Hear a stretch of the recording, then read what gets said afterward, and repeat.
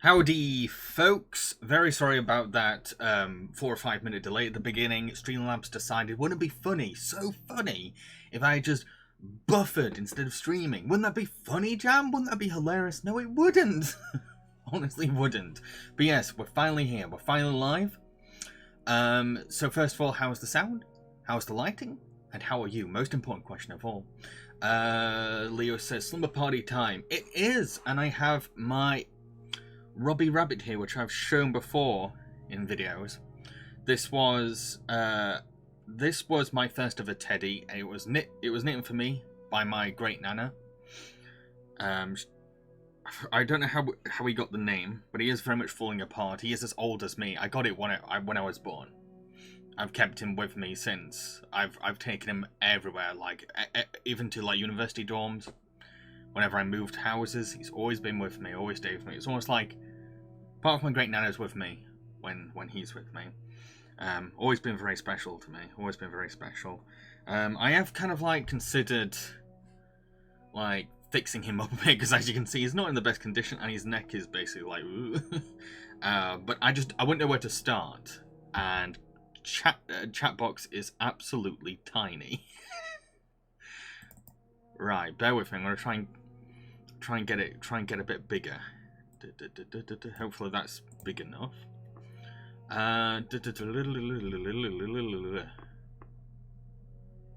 So this says, it's not a slumber party without a good horror story. Anyone got any Tales from the Crypt comics? Well, if I get time, I'm happy to like read. I'm happy to read a what's the word? Bedtime story at the end of the stream. But I'm curious whether people would want a fairy tale or a horror story, because it is Relax Club, but at the same time, it's up to you. And I know that for some people, horror can be actually relaxing. Font is still too small. Make it bigger. Hi, Cameron. Hello, Listy. Leo says looks and sounds good.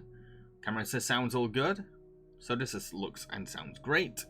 Leo, oh my god, Robbie's so cute. He is very cute. My brother had his own, and he had white fur and a blue shirt. He was called Kyle. But Cameron says, "Oh, cute computer. Hi, Jam. Long time since I've been in a stream. Sorry. Don't worry about it, guy. No one's ever obligated to come to my streams.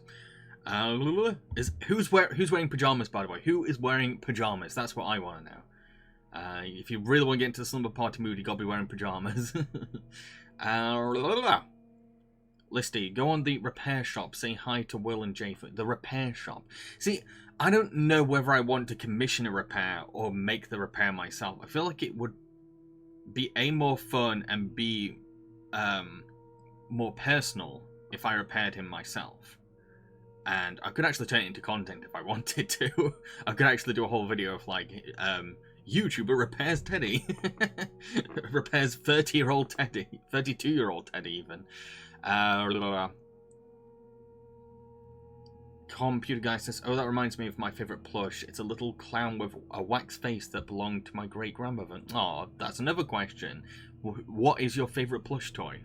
Who is your Robbie Rabbit? Cameron just got back from the cinema. Watched Return of the Jedi. Ooh, nice. I remember I watched the Return of the Jedi re-release in cinemas as a kid. And I didn't even see Empire Strikes Back yet. I saw the films in a weird order, okay? I went A New Hope, Return of the Jedi, Phantom Menace, Revenge of the Sith, Attack of the Clones, and then Empire. It was weird. Hopefully chatbox is at least readable. Is everyone happy with chatbox? Kirst, hey Jam, sounds good. Just brought my tickets for Guardians 3, and I'm going to be marathoning the Guardians films over the next few days in a build-up to it. Nice.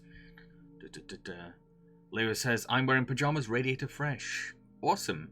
Kirst, and that includes Infinity War and Endgame and the opening of Love and Thunder and the Christmas special. So Guardians are only in the beginning of Love and Thunder. Okay, I didn't know that. I've not seen Love and Thunder yet. I'm very behind on MCU, if I'm honest. Computer guy says, I'm not wearing pajamas yet, just came home. Go get changed. Go and spoil your son. That's what this stream's all about, spoiling your son. Cameron, have you heard of a Netflix miniseries called Lost Ollie? Yes, I have. But I've not got round to it yet. If I'm honest, the main thing I watch on Netflix are like messed up documentaries. I know there's all these like artsy things. I know there's all these animated films that have been made for Netflix. Not seen them because I'm like, ooh, what's the next dark, messed up thing I can watch, or what's the next scandal I can learn about? So this is I am, but that's because I've been in bed thanks to poor sleeping pattern. Bless you. Leah, my favourite plush is a giant Valentine dog I use instead of a pillow, because pillows always go flat in a week and I don't hold my head up. He's outlasted so many. Joshua says, good evening, guys. Good evening, Joshua. I'm going to bring the mic a little closer. Just a bit. Cameron, I have a plushie of Tigger. Had him since I was born. The character holds a special place in my heart. Oh, bless. Cooper, I got one of my Baby Yoda plushies in hand. I was hey dude, yesterday I started a binge of Star Versus, and I'm planning to stop after Battle for Muni, because the horror stories I heard about the episodes after are horrifying. Nah, okay. I will encourage...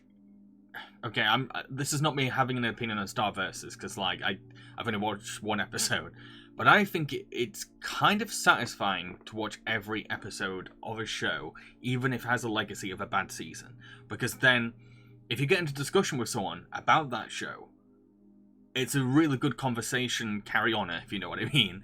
And if someone challenges saying like, no, it wasn't that bad, you can say, I've seen it and here's why it's bad.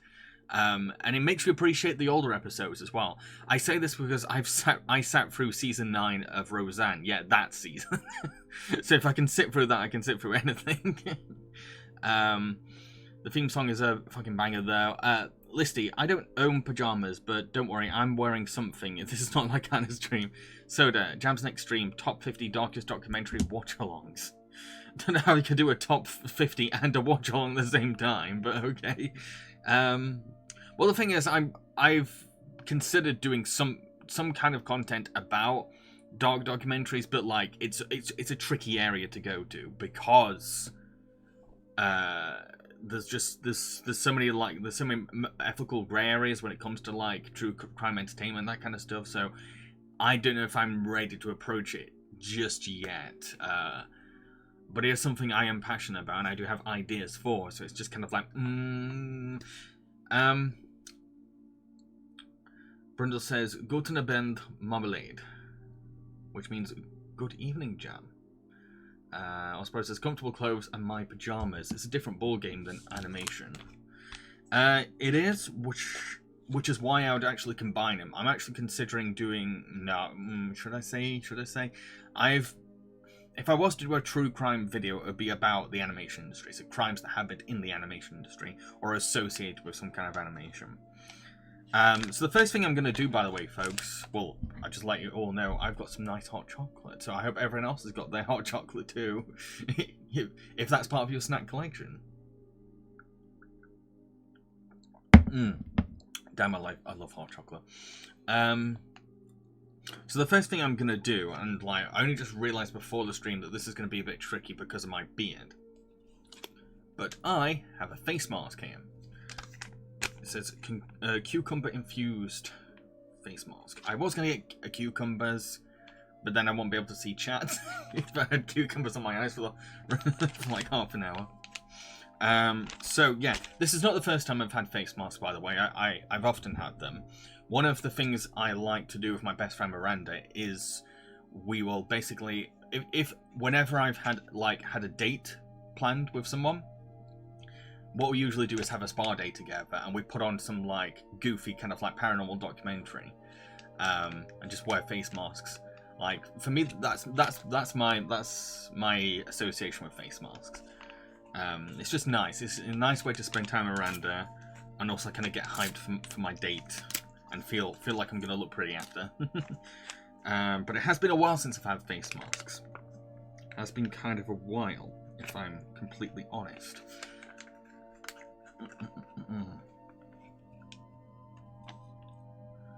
Well, okay. This one's okay. Oh, it smells nice. Mask. Bear with me, folks. I'm just trying to unfold the mask.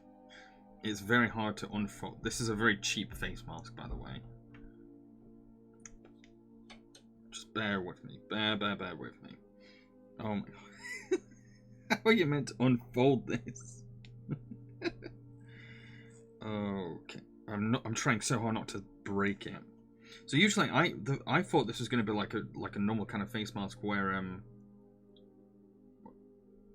what's the word? More like a cream. I usually have the cream. This is going to make me look horrifying.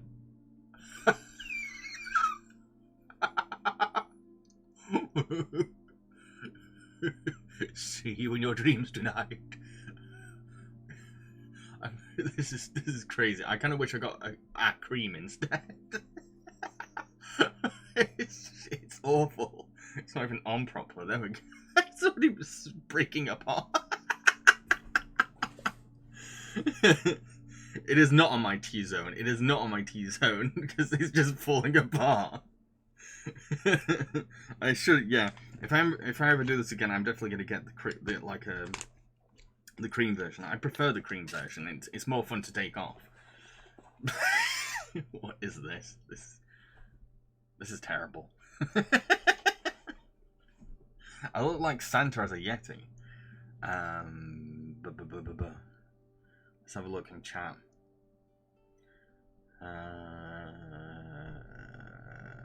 Wow, I'm kind of behind on chat. Okay, Cameron says, I'm also rewatching the modern era of Doctor Who, even though the Matt Smith, Peter Capaldi era is known for being complicated. I'm still sticking with it. Go for it.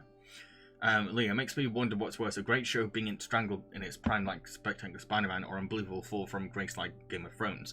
I prefer the second one because it's kind of fun seeing a show fall apart. And at least it gets finished.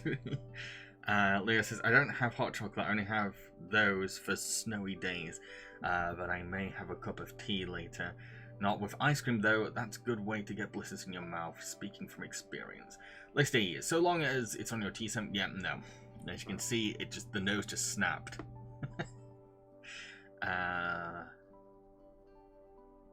And Jab, did you do your homework? Did you learn the ways of... Oh, I forgot about burn the bread, sorry. I think the best way to kind of like get me to watch something is to just link it. Just send it to my Twitter, and then like I remember it much easier. Cooper, most of my childhood sleepovers usually involved an indoor tent or a blanket fort. If I could, I would make a fort. One day I will do a fort stream when I move house.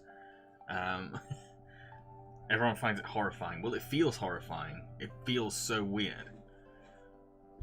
Leo asks, should I get my mask on too? Yeah. It is a horror movie mask.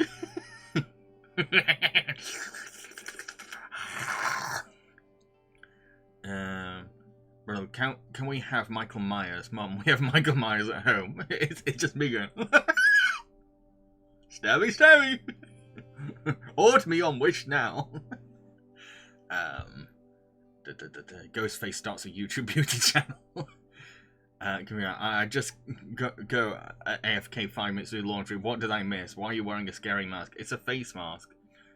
You have face masks at sleepovers, but not ones that look like this. I swore it looked like it was going to be a cream one, but it's a sheet mask. It's literally a sheet mask. La la la.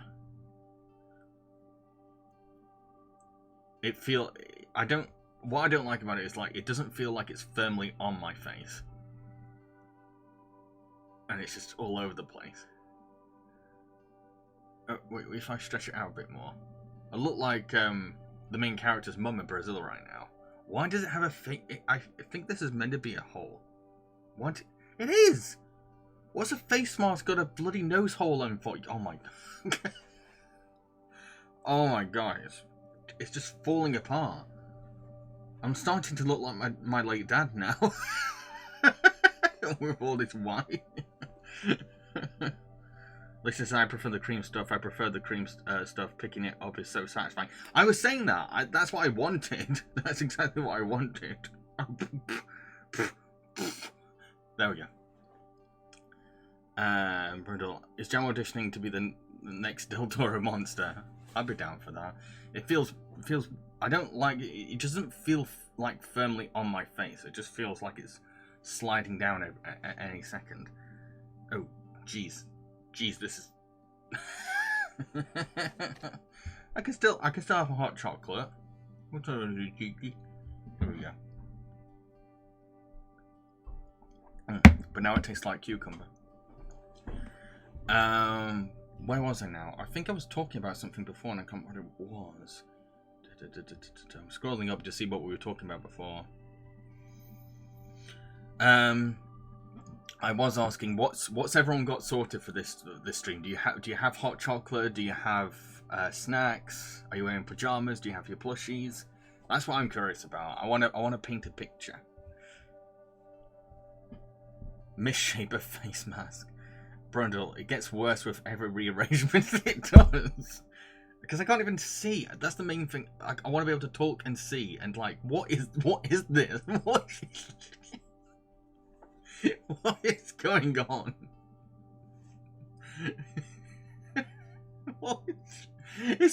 The bottom is becoming more and more like a beard, almost like it's shaping with my beard. Leah says birthday cake and ice cream. Nice. Does it end this poor thing suffering? Listy, all my plans went out the window when I suddenly got a headache. I'm lying here with water like a snakehead. Oh, bless you. Bless you. Speaking of snakehead, I learnt today that Craig Charles was in an Asterix movie. I had no idea. I knew that Bill Oddie was in an Asterix movie playing Asterix, but I didn't know about Craig Charles. I listened to one, it's just like, that's just Craig Charles. It doesn't even sound like Asterix, it's just Craig Charles being Craig Charles. Coming out of Asterix's mouth. Karen says, I have a Sonic Bluey and Bingo plushie next to me. Nice.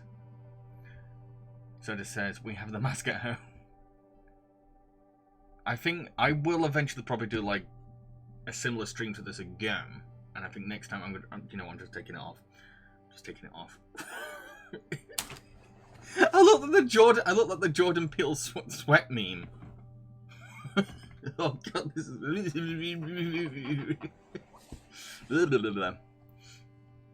Yeah, where was I now?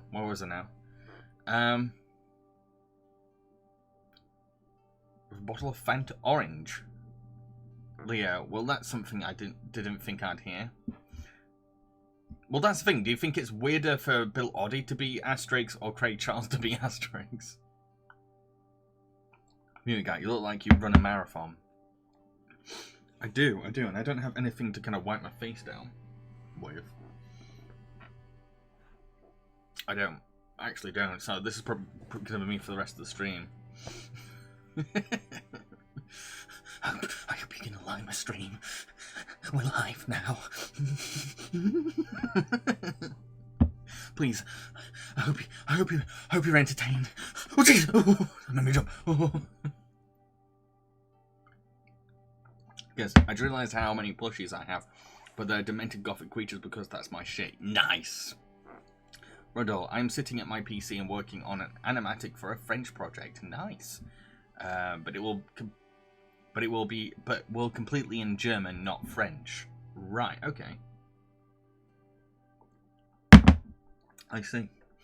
I was originally going to be the villain in an English dub of a German animated film. But then I read the script and bowed out. Hot chocolate is so good. Hot chocolate's making me sweat. Okay. So, the next thing. Why? Which movie? I can't remember what it was. It was something about aliens. It was something about aliens and like... It looked like it was written by a 12-year-old who just discovered South Park. The animation was fine. It was just the script was just like so dumb. Like the whole humor was just so immature and kind of like, isn't it funny that my characters are all swearing? It's like, that's not a joke. I didn't want to put my name to it. But then again, I did put my name to one animation that was very bad, but I don't regret it because I loved how bad it turned out. I voiced a bear in it. It was a stop motion short. And like, I can't find it by the way. I don't know where it's got. Like half the stuff I've voiced, I don't know where they've gone. Like sometimes the creators decide to take them down, or maybe festival rules or something. I don't know. But like, I was a bear, And I asked the director what kind of voice you want. She said, "Oh, a bear's voice." I'm like, "You didn't know bears can't talk?" And like, I just thought of the first like voice that came to mind. You know, I think it was like this. I think it was just Bullwinkle. I was just going, "Whoa, hey, I'm a bear." And what was funny was that the director just kept repeating my "wow," and so every time throughout the short something exciting happened, you just had my same soundbite going, "Wow, wow."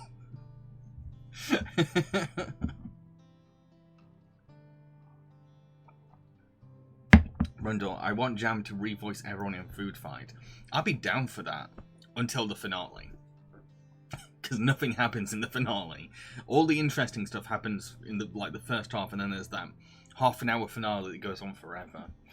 I won't mind voicing every. I would love to just, if I was to do like a dub of Food Fight, I would be Christopher Lloyd's character. It looks like so much fun to voice. Soda, Jam, what if that was your breakout hit? The bear thing or the alien thing? Because I doubt to both. I also sometimes do like reference work for animators, and I really enjoy doing that just as much as I enjoy doing voice act, because like with referencing, basically the direct will tell you to act something out with your imagination, and that's kind of fun, especially because like you've got to create the physics yourself. I remember for one short, I was the voice of the character, but I was also the reference actor. And like I had to pretend that like some kind of wind was like blowing me away, and that was so fun to do, so damn fun. Eva. Now I don't think any of them would have been my breakout hits because nobody even knows these films that I was in. Okay, so the next thing we're gonna do is some nail painting. Yes, it's been ages since I've painted my nails. So yeah, I will be right back. I need to set everything up.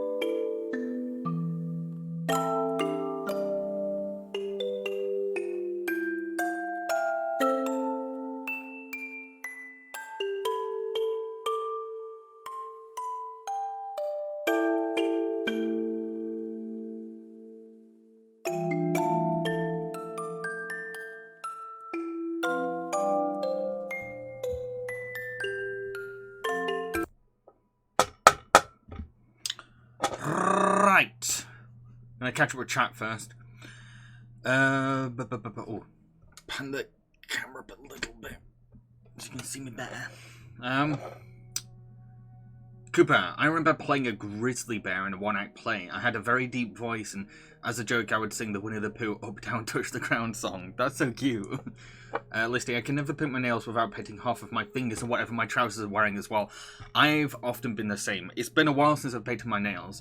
I used to paint them a lot as a teenager because I had a goth phase. But that was years ago.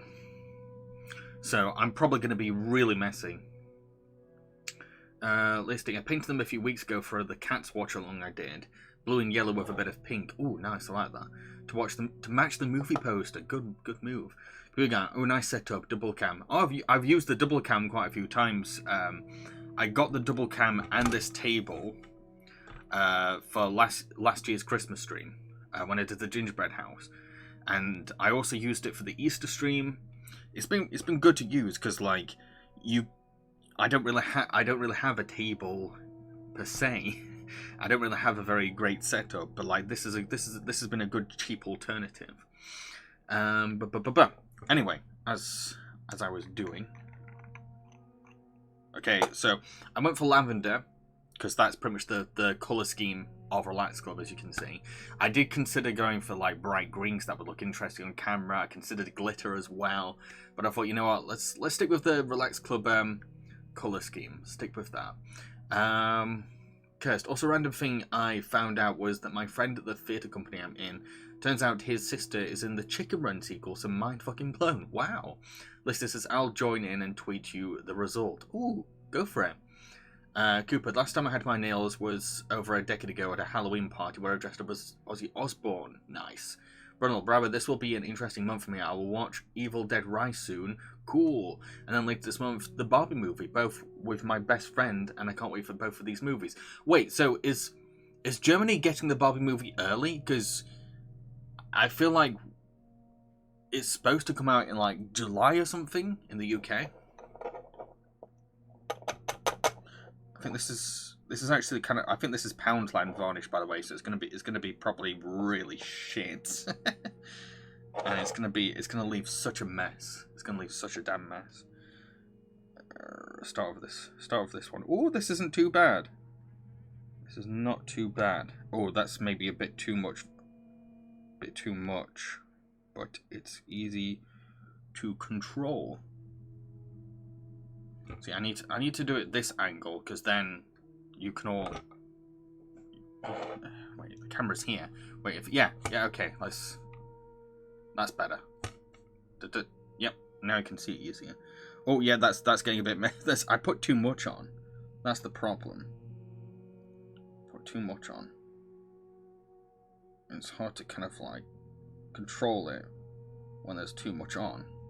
Yeah, that's a disaster. I've got to have like less paint on. Wait, I'm always making sure that you guys can actually see. Well, that's better, I think. Dang it. Okay, cool.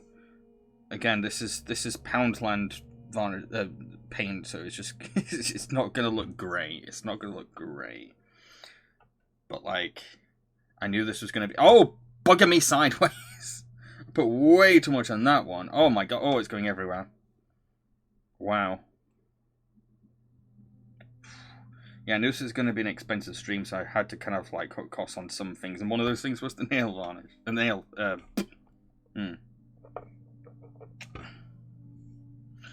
The other thing I don't like is like how once you paint your nails, that's it. Those nails are unusable till they dry.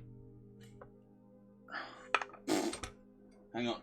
Oh, where did I blimmin' put it? I had like a. Oh, poo! Hang on. Why is it all the way over there? Oh, I've got it on me now. Ah! Can I do anything right? I need to tidy it up a bit.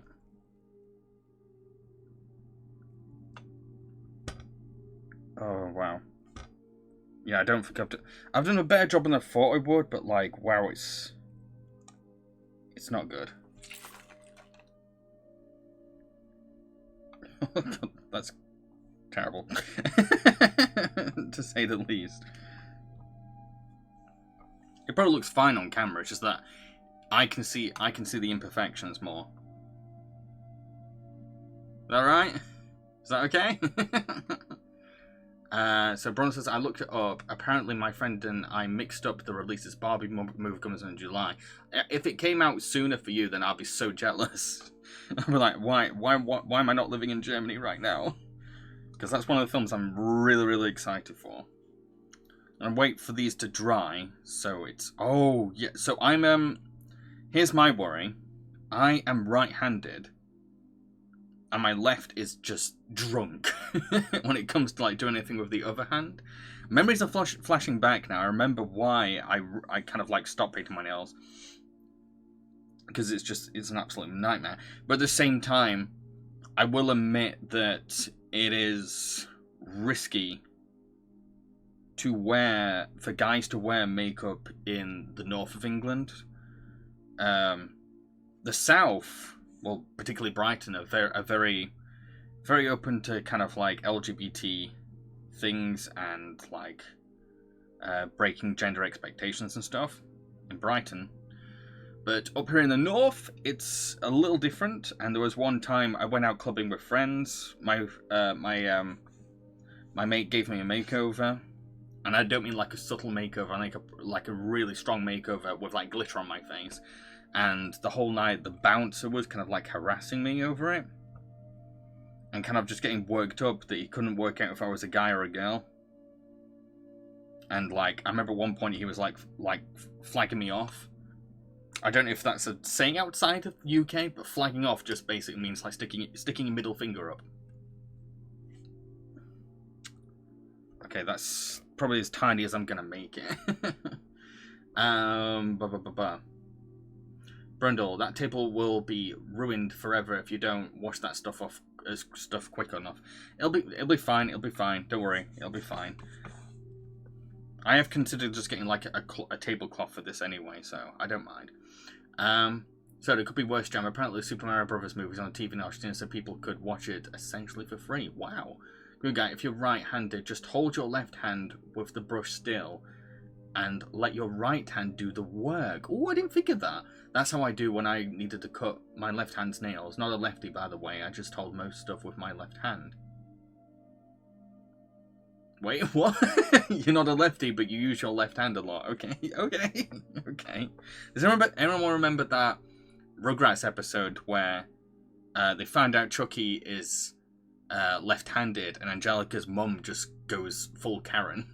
Oh wow, chat. I don't know what's with chatting this side of things, but if I can at least do that. Without the keyboard, this is very hard to kind of like subtly move, but I guess that'll do for now. Messy. But yeah, remember that Rugrats episode? That was kind of crazy. And again, Rugrats in general is crazy. There's a lot of weird episodes of that show. Okay, yeah, I don't like that. That particular finger is just a complete disaster. Wait, don't know if you can see it properly. I forget the camera's down here. Oh no, it's not. On camera, these look fine. But like, when I inspect them myself, I'm like, that could be a bit better here. That could have been tighter. Leo just ran to grab my mask during the break. What did I miss? Well, I'm on to nail painting now. How long ago did you go and grab your mask? I can't write with my left hand is what I mean. Right, so you can use your left for holding things, but not writing. Leo says, love the colour, by the way. Yes, it is the Relax Club colour, lavender. All the colours in the Relax Club scheme are designed to be autism-friendly. So these are autism-friendly nails right now. I do not feel startled by my own nails. Right, I do not. I'm gonna let them. I'm gonna focus on letting them dry because like the last thing I want is just to have lavender nail paint just everywhere, absolutely everywhere. It's one thing to struggle to paint with my left hand, but also getting the paint everywhere too. Oh, that's better. Ooh, need to sort my back out.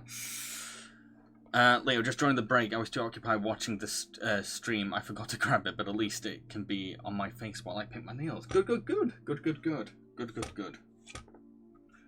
By the way, folks, I went to London yesterday to shoot a documentary interview. And it was an interesting journey, let's just say. I'm not sure how much I'll go into, but like, I had to my travel was a coach, and it wasn't leaving till 3:20 in the morning, and I needed a tram to get to him, and unfortunately trams stop at midnight, so I had to get a tram to this coach interchange and wait there for 3 hours. But unfortunately, I bumped into a very unsettling person, let's just say. Very unsettling, and he had ice skates with him, which wasn't two-way because there was there's an ice skating rink near the coach interchange. And like he got a bit aggressive, and I was like, yeah, I do not feel safe stood here for 3 hours. But the problem was that like nothing was open. There was nothing open, and even the coach interchange itself had closed as soon as it hit midnight. So I had to look on the maps to try and find there's got to be something open and just somewhere to be to feel safe. And I ended up just like waiting outside of a travel lodge, and the staff there were fine with it. They understood. So I waited there till like 3:20. Finally got on my coach, and like it had like there was kind of like a sad vibe to being in that coach. I did not like that coach at all. And the people like running the coach, there was something a bit off about them as well. I don't know, it was just something strange about the humor. And I ended up falling asleep on the coach, and I'm a weird sleeper. I can snore, and I can fidget like hell. I forgot these things, and I was sat next to someone on the coach, and I ended up disturbing them, so I felt really bad for that, and I just felt like I just want to get to London. And when I got to London, I realised I have to deal with the London Underground. The London Underground is a hellhole, especially for neurodivergent people. And so I was in panic mode the whole time, trying to like understand everything. I've been to the London Underground millions of times, so I was not happy about going there. But I understand it a bit more now. I think once you know which metro you're supposed to be getting and where you need to go, then traveling that maze-like dungeon is a little easier. I'm gonna catch up with chat.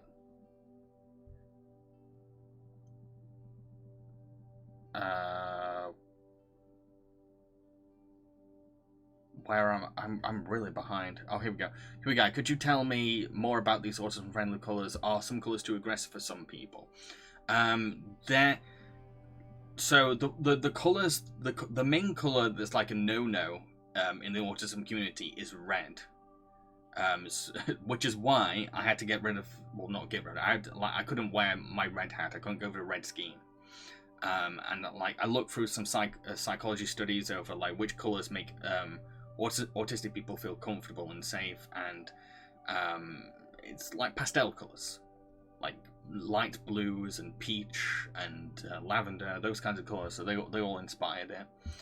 Leo, I'm applying a neutral shade called Caramel Cupcake. That sounds so cute. Kirst, oh yeah, I just had the craziest photo shoot the other day for the adult pantomime. Nice. Listy, I've just missed a load of things now. Brundle, what did the documentary do to you? Why do you have to shoot it? Wait, I don't follow.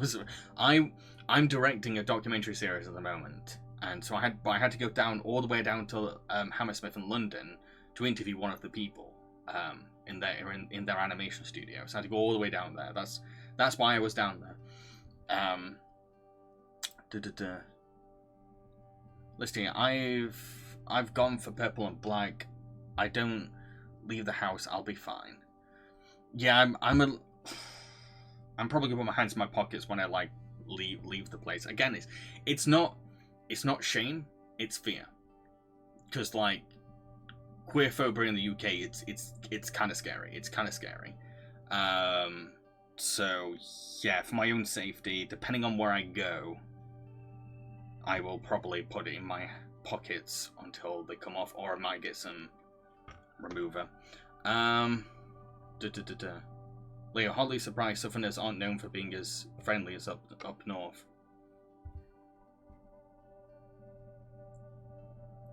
Well, the thing is, from my experience, it's the North that have been more queerphobic to me than the South, and Brighton is known for being the most queer-friendly place in the whole of UK. So to walk to London, it's hell. I've been to London many, many times, by the way. It wasn't my first time going. I've gone many times since I was a kid. Brenda says, "Did you just miss the joke?" I did. Oh, right. That's how that was. Okay, now I reread it. I was like, oh, it's gonna be a joke. My bad. What was I saying now? So yeah, I got into London finally. And like all I thought at that moment was like, I just want some breakfast. I don't care what kind of breakfast. And I thought I didn't really know the London Victoria area very well, so I didn't want to start like looking around for like cafes. And most places were shut anyway. It was like 7 or 8 in the morning at this point by the time I arrived there. So I got the saddest bloody McDonald's breakfast ever, because it was easy to find a McDonald's. And for the first time, I had an egg McMuffin for the first time. Never ever had them before. And I was like, wow, this is just sad. It all just tasted sad more than anything.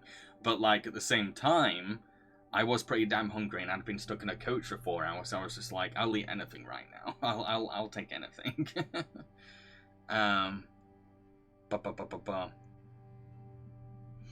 Good guy. As if only queer. As if only queer people painted their nails. Well, that's the thing. Even in a day and age where rock stars are painting their nails and things like that, there's still people that are like, oh, man paint nails. Like, oh, get over yourselves. It's 2023. Bloody hell. Listy, not even a Greg's about. I didn't really want a Greg's for breakfast, if I'm honest. Brundle, I only go to McDonald's when I really have to. That was my case. I was just like, I didn't want to make the risk of just like exploring London, trying to find a cafe and getting lost. So I was just like, just play it safe, go to a McDonald's. Soda, could be worse, Jam. You could have had a cold breakfast and Weatherspoons. True. You can expect many things from McDonald's, and one of them is at least the bare minimum. No, I wouldn't go to Weatherspoons. I don't think they're dry yet, but I can't even tell. They're getting there though. So I had a McDonald's. I can't remember what it did after that. After that, I was just kind of like, I need to get to the studio. I need to get to the studio so then I'm not faffing around. Like, it was a while until my actual interview shoot. But I thought, I'm just going to take this time to find it. I've got all this spare time, let's just try and find it. Kind of a blur how I even got there. Oh yeah, that was when I had to go to London Underground. And like, I was going absolutely insane. Oh no, I remember something before that. So before that, I was going to go to this Japanese pancakes place. That had like coloured coffee, and I was like, oh, I want to try that. Couldn't find it, kept getting lost. And then the straps of my rucksack, which were carrying all my film equipment, snapped. I almost had a breakdown at that moment, because like I was already getting lost with the GPS, and then they snap, and I'm like, great, fine, okay, I'm not going to the Japanese pancakes place. We're gonna find some kind of hardware store, get some duct tape, and duct tape this thing together. Again, GPS was just not cooperating. GPS was acting like a toddler on Smarties. GPS was acting like, you know, when you get like a laser pen and just kind of like distract a cat. That's how my GPS was acting. I was like, where am I? Tell me where I am. So just, yeah, it was awful. That was awful. And then I just gave up. I was just like, right, I'm just gonna carry my rucksack for the rest of the trip. And I headed off to the studio. It took me forever to find that as well with my GPS. Yeah.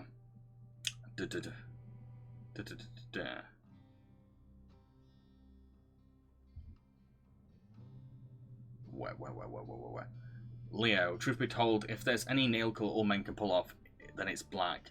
Yeah, it's easy. I'd say it's easier to, like, if I was to paint my nails and feel at least safe in the streets, it would be black. Like, people would look at me a little less weird because they're a bit more accepting to goths.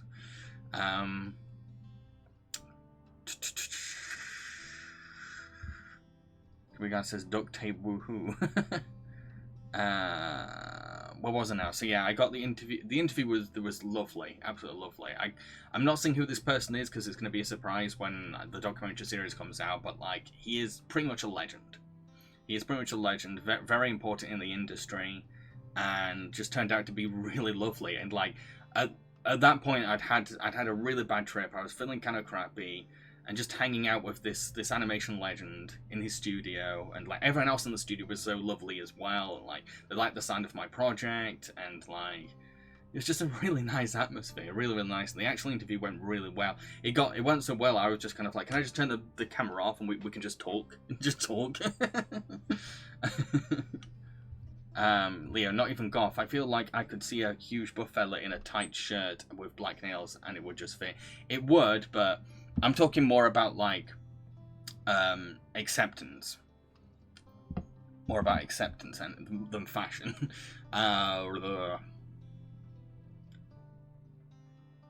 Brundle, why does your country sound so scary? Why do I begin? Brundle, why would anyone eat breakfast in a pub?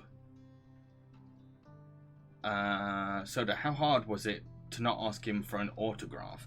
Not that hard actually, because like I don't really get starstruck anymore because of my job. I'm always interviewing all these like iconic people. It's gone to a point where it's like it's not that big of a deal, and I feel like just interviewing them is enough of kind of like evidence that I met them. Really, that's kind of enough for me. So I don't really do. I only do photographs or autographs if it's someone really special, really super special that like I'd feel really happy getting hold of. Yeah. Okay, so I think that yeah, they're done. They're done. That's me babbling on. They're already done. Right. That's more. Bit more, but like not too much. Okay, I'm gonna go for Computer Guy's suggestion. Wow, there's not much on this. What's going on? I think I left it out for too long. Tell you what.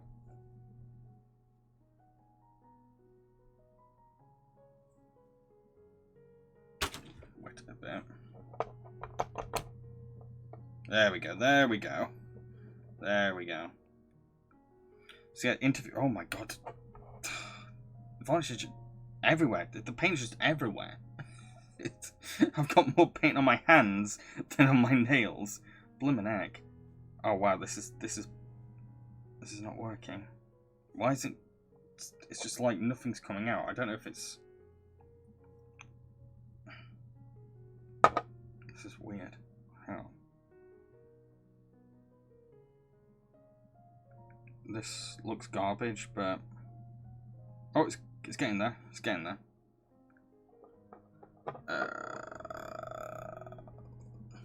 Image says it looks good new. Thank you.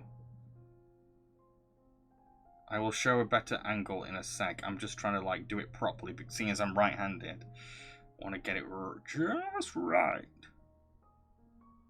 Okay, this isn't as bad as I thought it was gonna be.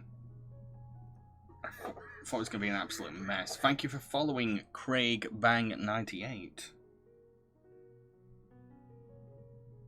Okay, that's what it looks like so far. Cool. It's an absolute goddamn mess. Oh, that's too much. That's too much.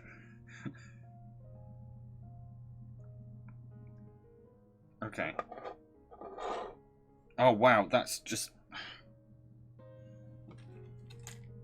I'm using the face mask. Okay, I'm just trying. My concern now is not getting it everywhere. Blimmin' heck. Right. Okay. That's alright. I think that looks alright. It doesn't, up close it looks shit, but like on camera it looks okay. Um. du- du- du- du- du- du- du- du.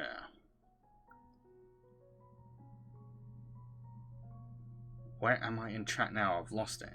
Emoji says, out of interest, do you remember the Moomins? And what is your favourite Pokemon? Yes, I grew up with the Moomins. Moomins was probably my first ever anime. Favourite Pokemon is Porygon. I love his design. I love how weird he is. I love how controversial he is. Leo says, no top coat.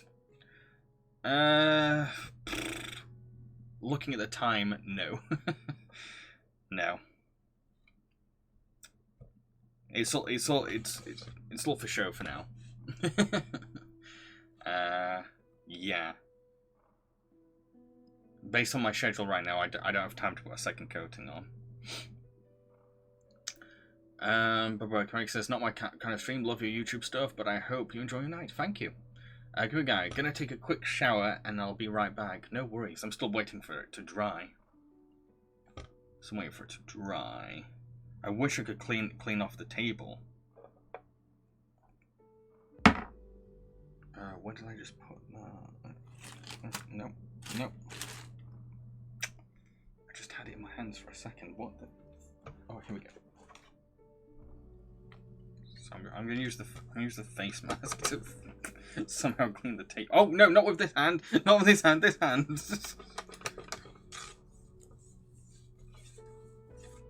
Okay, that's the best I can probably do. It's not great, but oh well. Oh, blimmin' heck, I keep forgetting my nails are painted. I'm like,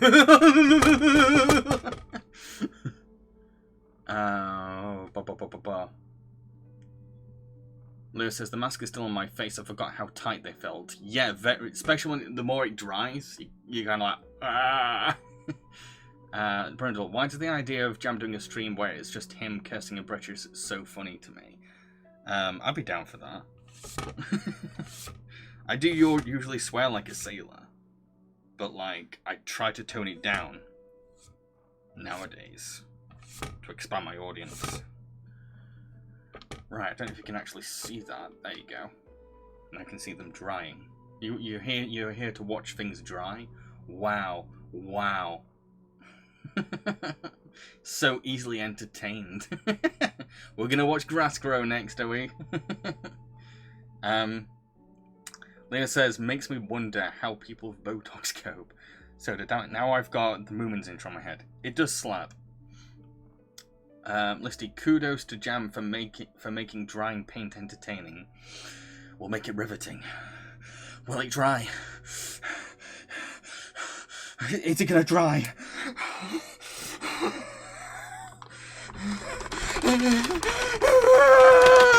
It's Relax Club. We're not gonna make it that intense.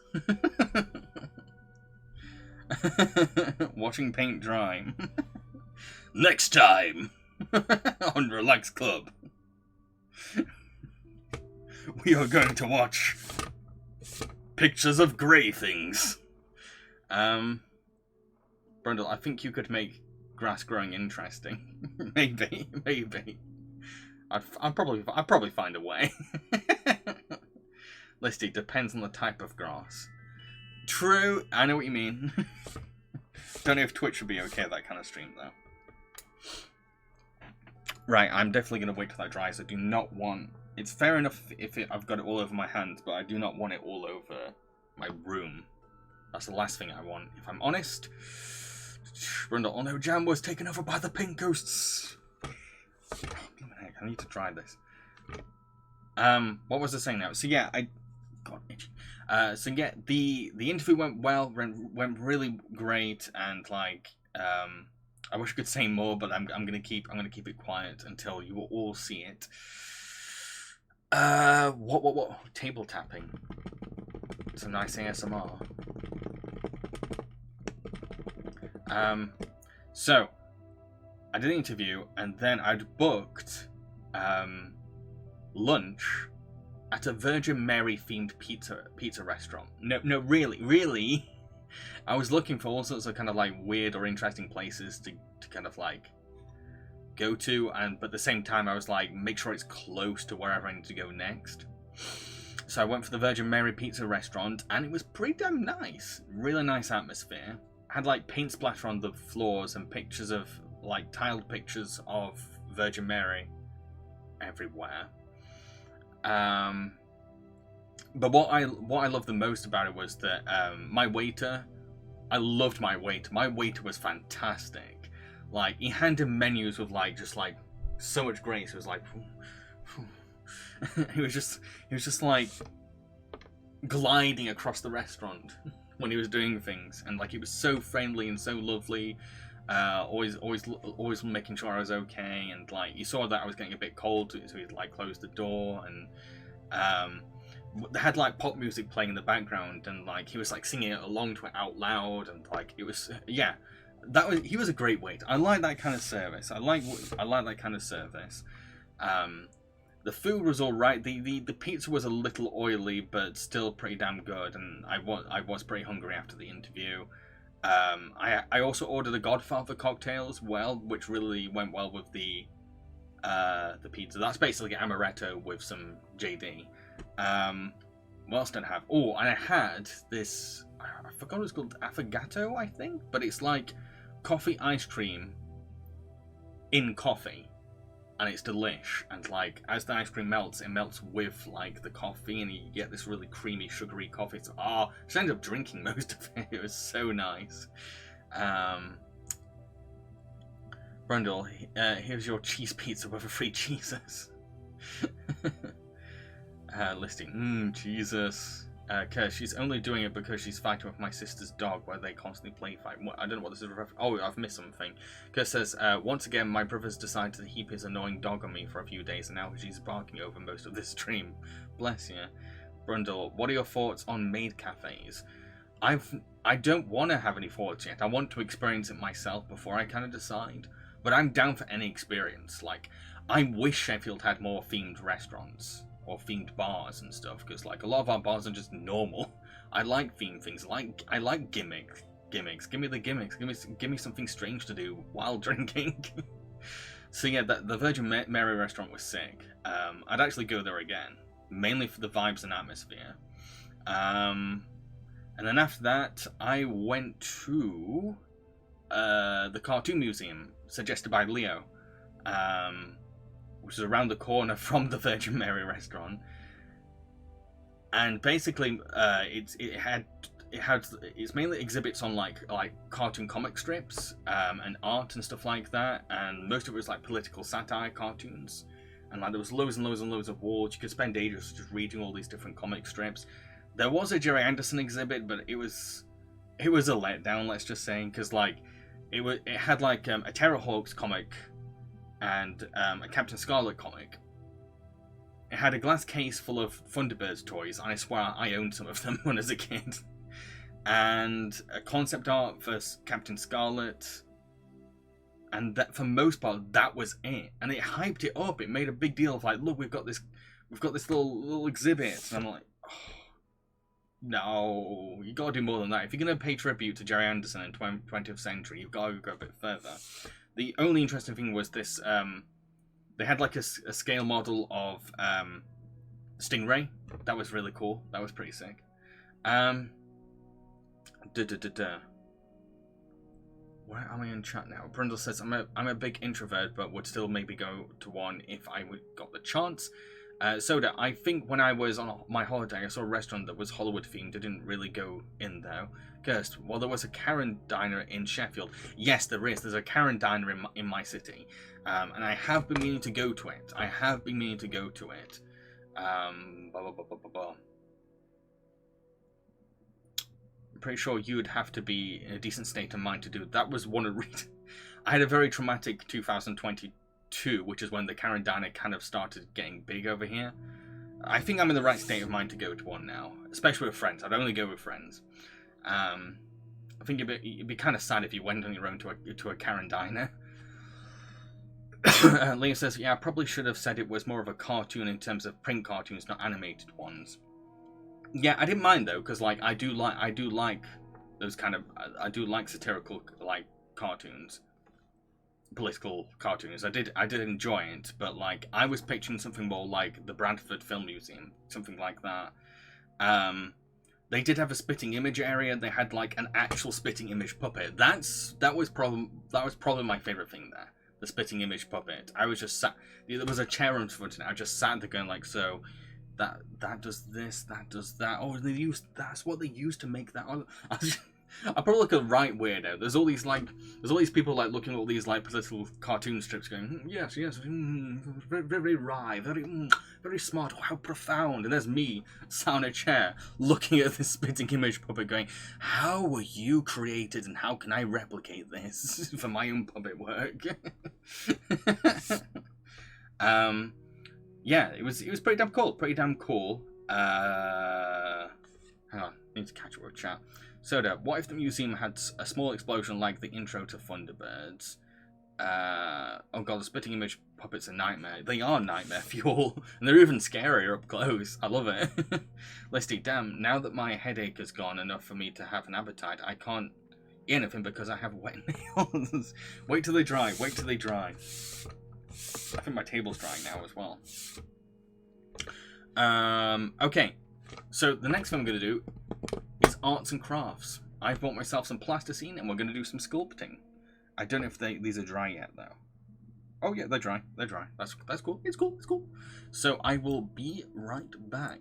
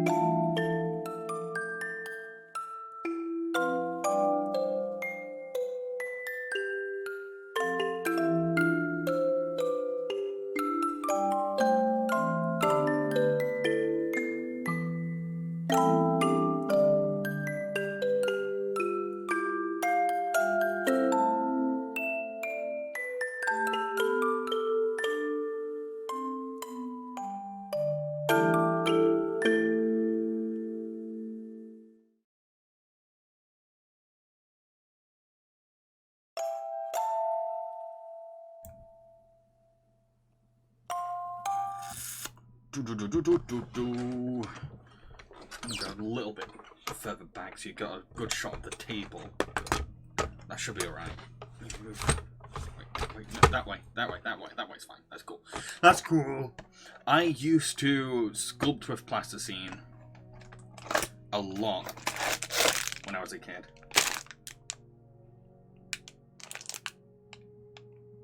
Okay. This is more Play-Doh than plasticine, it seems.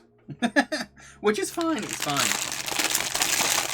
And there's all these kind of like cutouts.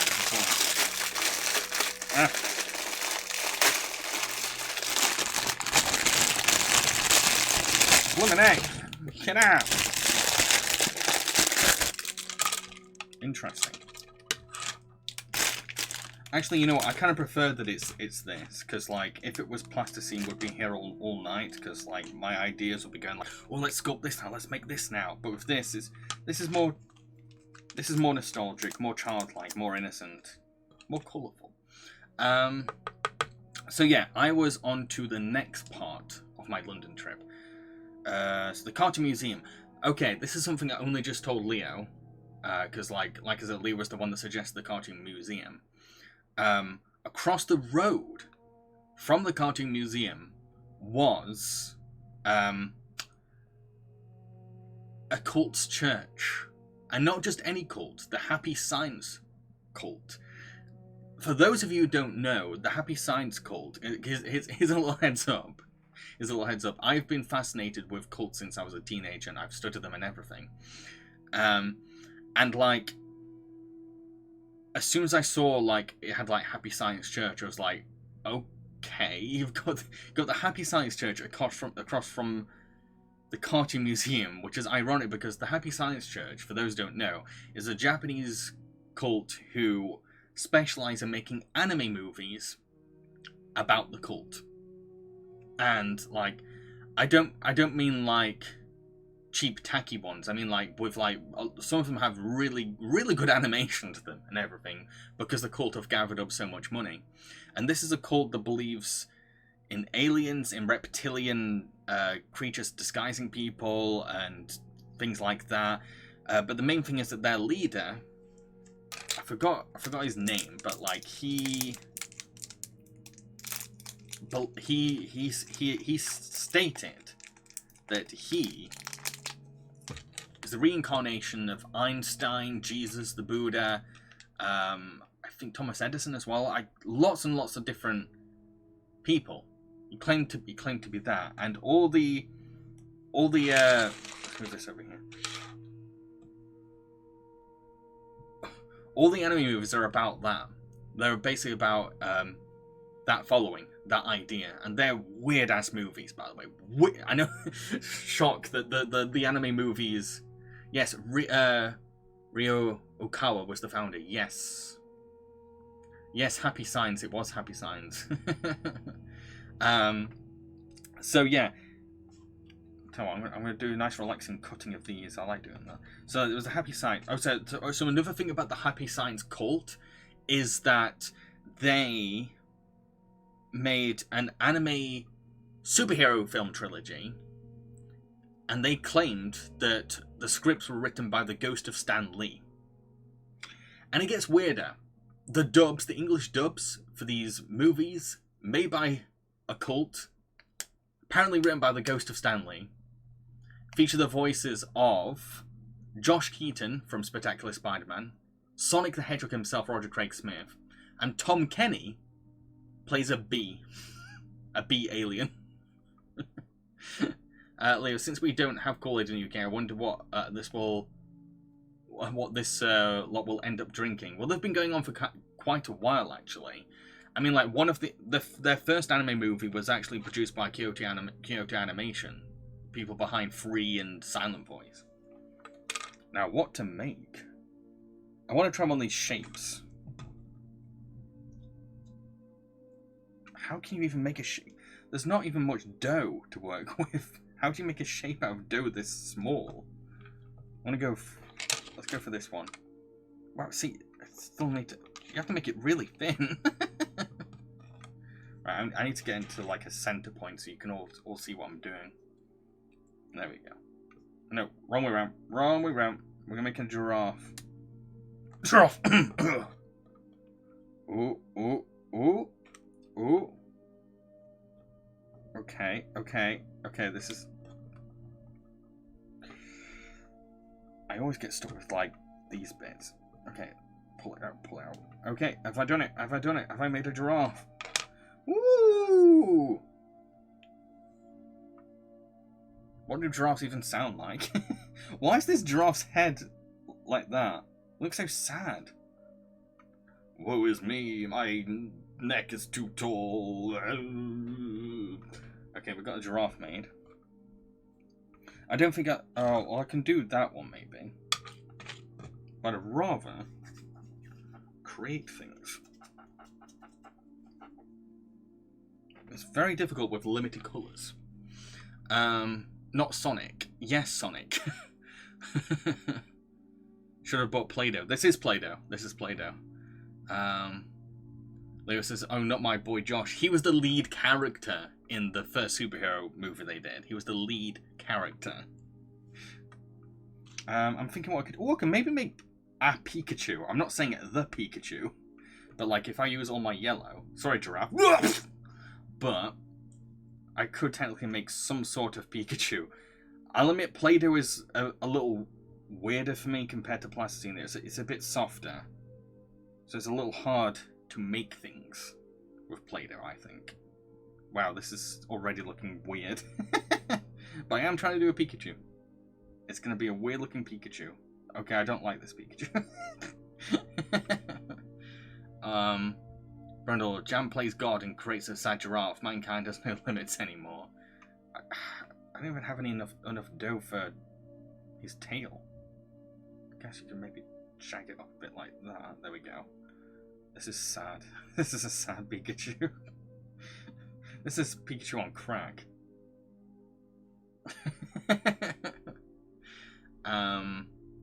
Like that would be the creepiest thing to be associated with Sonic.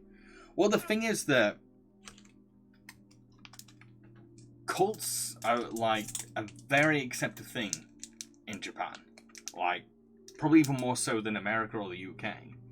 To the point where it's kind of normal for cults to start political parties or be associated with political parties in some way.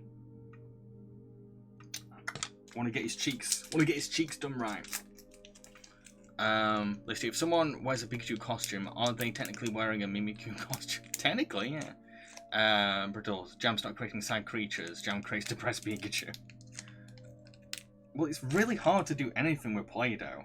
I think next time I'm going to somehow get hold of. I'm gonna get hold of. What's it called now? Plasticine. Play-Doh is way too hard to use. So yeah, I saw the Happy Science church and then went to get my coach home. And that coach ride home was kind of okay, actually. Oh no, the one thing I didn't like about the ride home was that... Okay, so first of all, my coach was late by an hour, but I didn't mind. I got unused to like waiting for things for ages. What bothered me was that when it finally came, and I was just like, okay, 4-hour journey, it's cool. I'll just watch something on my phone. Phone's at 10%, and it looked like I got the wrong wire. I got my camera plug, not a USB charger, so I couldn't have like 10% on my phone. But I watched some Kim Possible and Owl House, and then I fell asleep. So yeah, that was my London trip. I do want to go again with friends, and without any, like, work or job to do. Wow, this is a terrible Pikachu. Pika! Come in now! Pika Pika! Do a little dance. Do the Pikachu dance. That's my Pikachu. Let's put him there for now. I'm just seeing what else I can make with these colours. That's the thing I don't like about this, is that I've got very limited colours from what I can make. Leo, cults are more accepted in Japan. How come I'm not more surprised? Well, you're more likely to bump into like cult members kind of like trying to get you to join. Listy, cash grab idea remake of it, but with Mr. Mime. Well, I can actually do Mr. Mime. No, I can't. I don't have any blue. Damn you. I've got this white, and I don't know what to make from this white. Maybe a snowman. I can make a snowman.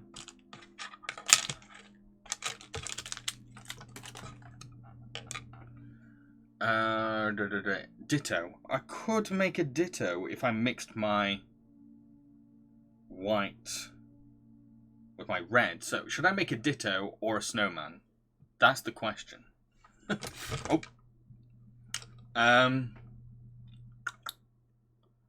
Soda. Every moment I live is agony. Pikachu. Here we go. Between this and the mask at the beginning, are you sure this is a relax club? Relax club is never a traditional relax club. It always goes into nightmare fuel at some point. Leo, to be fair, what isn't treated like a cult there, from liking a singer to just working? True. But I'm talking more like religious cults.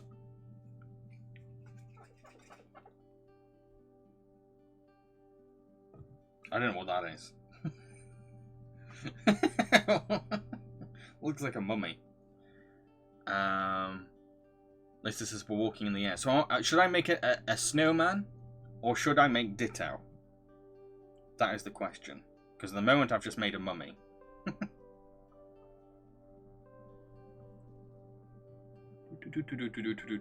Oh, damn it! Ditto. Brundle says ditto. Soda, welcome to Relax Club. We have creepy fish people, bears, and we can't even drive a train forwards. A little Play-Doh homunculus.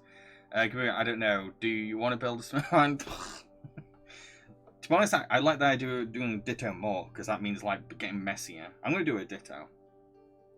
It means I can get really messy. With I can combine colours is what I mean. Combine colours. That's what I want to do. Do you want to build a snowman? Lissy says boo. Ooh, I almost got you.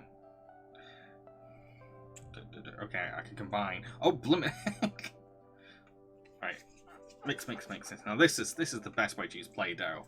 Mixing the colours up. That's what Play-Doh is all about. Wow, it's not getting pink just yet. I guess I just got to play. At the moment, it just looks like muscle tissue.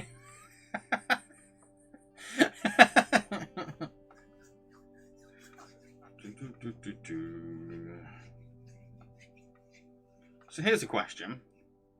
What was the main thing you did as a kid? Seeing as we're doing a very childlike activity right now, I wonder what was your main obsession as a kid?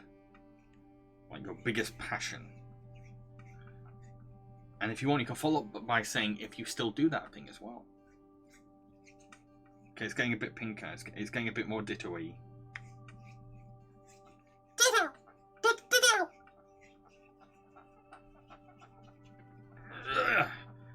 Okay, it looks like a marble pink at the moment.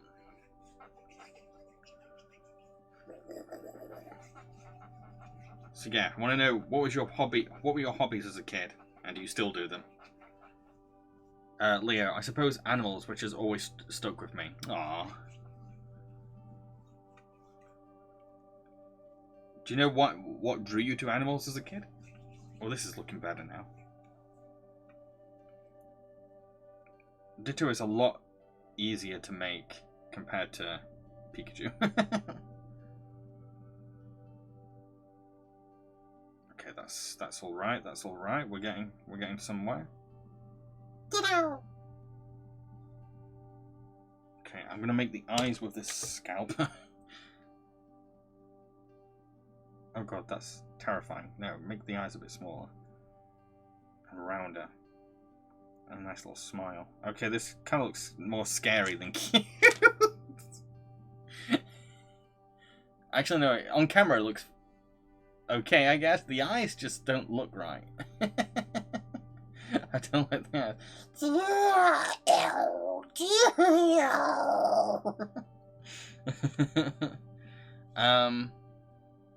So Soda says playing with my toy trains. Brunel says drawing. So yeah, it stuck with me. Soda, I'm making up stories with my toys. Oh, that was one of my main things as a kid. Leo, I was always just fascinated by animals. In a way, I connected them more easily than I did with people. Same now, really. Huga, you can't really go wrong with Ditto unless you make the one from the Detective Pikachu movie, which is scary as fuck. Brundle, and now he is scalping out poor thing's eyes. Have you no heart? Let's see. I read a lot. I don't read as much as I used to, but I still enjoy it. I prefer writing now. Cursed. It looks like Peach from Finding Nemo. What was Peach's lines? I can't remember now. I see the dentist. I can't remember. It's been a while since I've seen Finding Nemo. Cooper, I get some black clay for the eyes and mouth to make it feel complete. I can't. There isn't. There's 4 colours that have a yellow, white, red, and green. I don't have any black.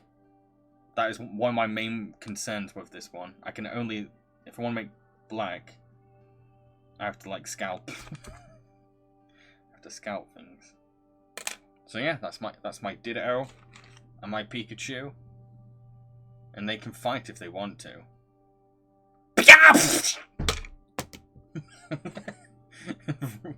Game over.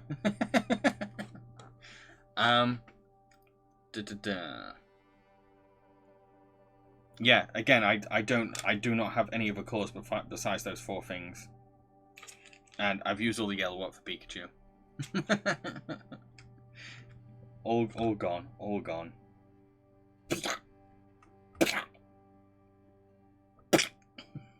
What colours do I have left? I've got a green. I'm trying to think, is there any... What is it? Oh, Bulbasaur. I can make a... Technically make a Bulbasaur? I can't make it seed. Unless I combine the green with the red, because that could maybe make purple, or a purple leaf. It probably should end up being brown, actually. Turtwig. I forgot what even Turtwig even looks like. Sort of like Turtwig. See, that's a Pokemon. That's a newer Pokemon. I'm more knowledgeable when it comes to like generations 1 and 2. Turtwig. It could be a Metapod. Oh, that's a good one. That's an easy one. Let's have a look at Turtwig first, and then I'm going to decide if it's Turtwig, Bulbasaur, or... I'm leaning towards Metapod, though. Metapod's going to be easiest. Kirst, I remember drawing comic books in primary school, and it would always include some monster or a creature that was inspired by a film I saw. Yeah, I did. Oh, Turtwig is super cute, but I don't know if I can make that. I'm going to stick with Metapod. Harden! Oh yeah, so you're talking about making comics. I made comics, but like they weren't great. And I can't remember most of them. I mainly, when it came to like creating things, I mainly wrote stories. I mainly wrote lots of stories. Usually they were almost like isekai, using people that I knew. Like I did a whole franchise about my granddad, in his wheelchair, going on like some kind of fantasy quest or something. Metapod. See, Metapod is quite easy. Basically a Peapod. Well, I think I'm going to bed. Good night. Good night. Cooper, I hope you can beat me and my 6 Metapods. What's Metapod even look like anymore? I'm starting to doubt I'm even getting it right. It's Metapod. Right, I'm gonna try and get it a bit more accurate. Try and remember what he looks like. Metapod.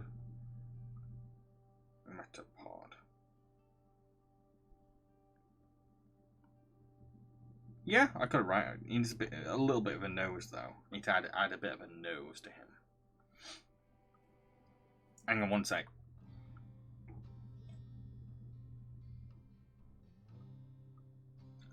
One sec. Come on, phone. Stop taking forever. Oh my god. My phone is so slow. Because looking back, it wasn't even comic books I made, because I just drew the monsters with some brief description. I even drew a Jack the Ripper inspired character for some reason. Jack the Ripper? What? That is a bit odd. That is a bit strange. One sec. I just had to make sure that if the text I got was super serious or not. Okay, give us some eyes. Give my Metapod some eyes. I also made a lot of board games. Made lots and lots of board games all the time. Oh, this looks good. I like this. What else did I make? I did a lot of, like, whenever I've told this before, but like I create a whole universe with my toys. I did that quite a lot. Give some lineage to him.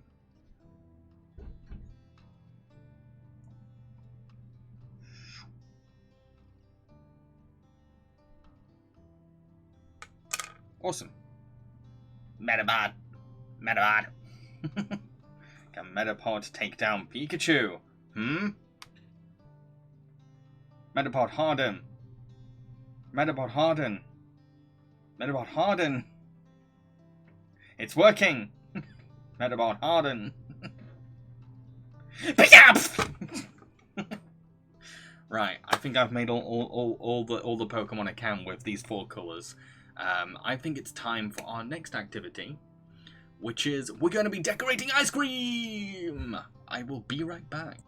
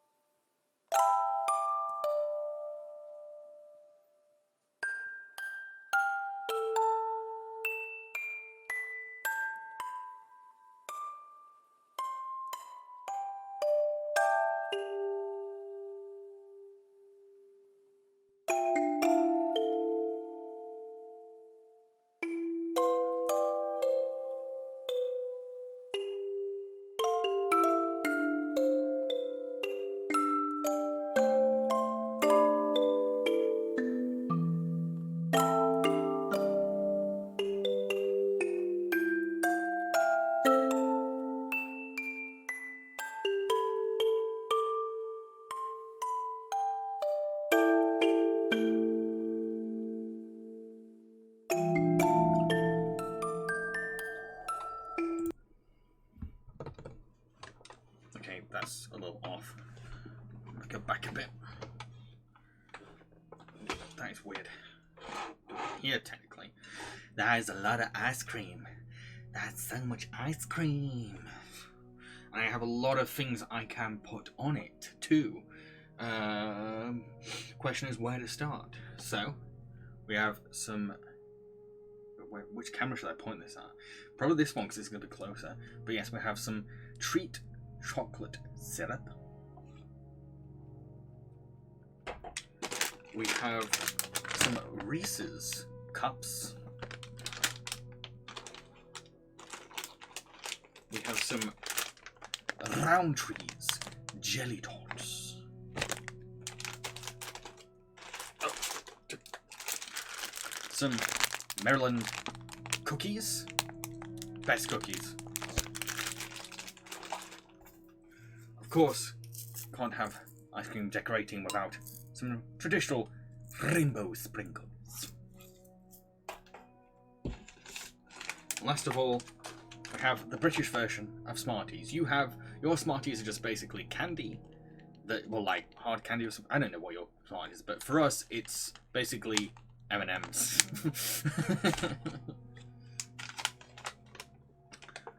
Okay, what is chat saying? So it says sprinkles. Listy, top ice cream with more ice cream.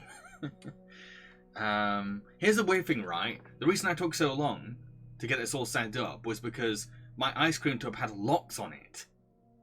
Locks? Why? What were they afraid of? Kuga says Reese's yum.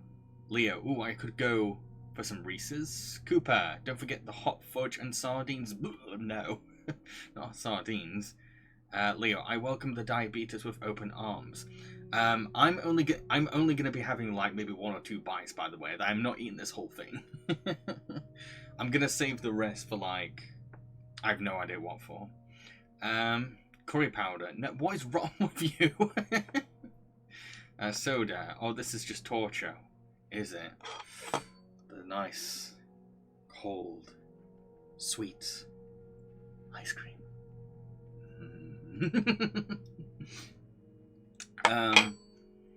Cursed. If I was doing the ice cream, I would definitely use Biscoff as the topping.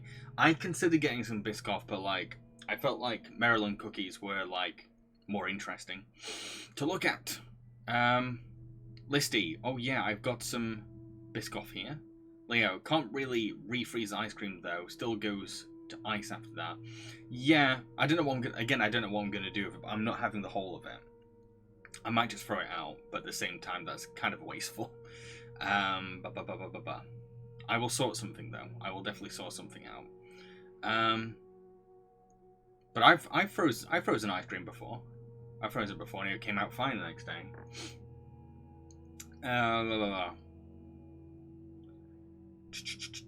Computer guy, Gip, I don't want to get hungry, so I think I'll go to bed right well now. Night to night. Good night.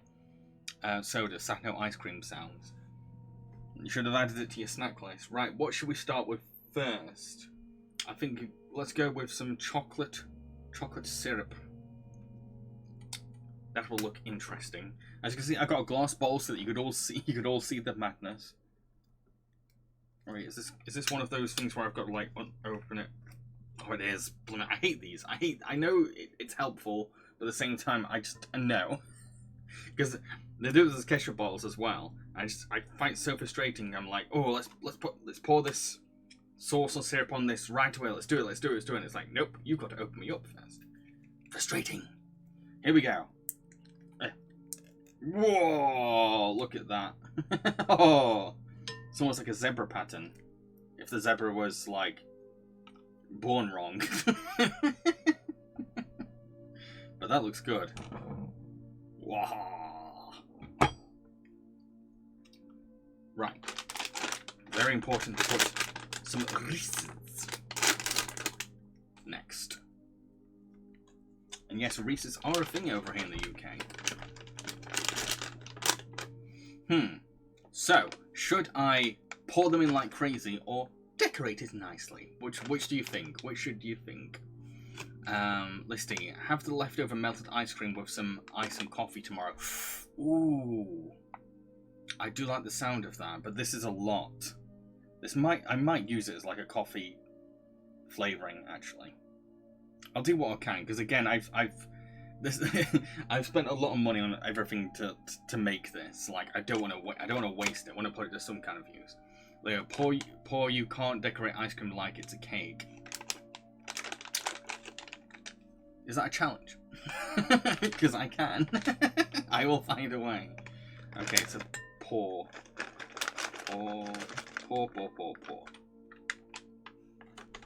And this is what it looks like. Nah. I don't know how I feel about it. Right. Next, we have some jelly tots. Jelly tots. Roundtree's jelly tots. I don't know how to even explain what jelly tots even are. But they're one of the only vegetarian sweets I can have. I'm gonna get a nice close-up of them. But they're kind of like, this is weird to say, but they're like hard gummy candies, almost, and like just soaked in sugar.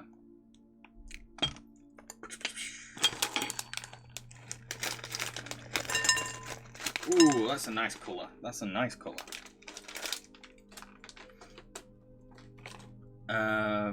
Listy, this is remind me of the mud pie scene from Drop Dead Fred. Hell yes, I like that. Okay. Maryland cookies. I wanna be at least creative with the cookies, like crumble them in some kind of way, some kind of fashion. Ooh.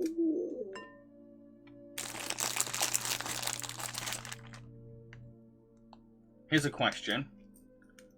What is your favorite ice cream flavor and favorite topping?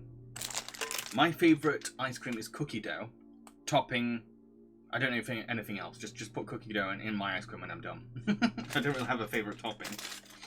I don't usually get sprinkles or syrup and stuff like that. This is kind of outside my wheelhouse, if I'm honest. Let's have a look at the.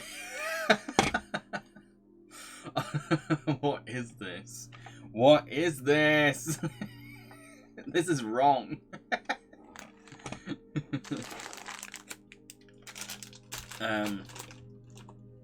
Soda, chocolate, no discussion. I do like my chocolate ice cream as well. And you can get chocolate ice cream with cookie dough bits in. What's the next one? Next one is sprinkles! Frankenstein ice cream. That's what it kind of looks like, doesn't it? And last of all, so even more colour, we have Smarties. Smarties everywhere. Like, you always got... Whenever I went to, like, Pizza Hut and we had the ice cream factory, loved having the Smarties with my ice cream. That was like a must. Wow. That's weird. It looks horrifying on camera, but up close, it looks really fun. The Smarties kind of add to it, I think. Okay. This is the finished monstrosity. My question is, would you eat this? Leo says their favourites, Ben & Jerry's birthday cake ice cream. Nice. Kubadoo says favourite ice cream, mint chip. So yeah, I want to know, would you eat this? Would you brave this? Leo says I would. So does his would.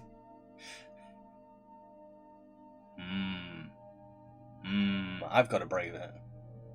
I don't want to. Actually. Only because I'm a bit more careful about what I eat now. But it's going to melt soon, so I better eat it soon. Listy. Okay, so I grew up in the New Forest area, and they had some amazing ice creams, and the best thing was Tutti Frutti. Now I'm old, I prefer ginger and clotted cream. Okay, I don't know what I'm gonna get. I'm gonna try and get most things on my spoon. What else am I missing? I need some cookie. Some cookie. I think that's. Oh, I need. No, I've got Reese's. Okay, here we go.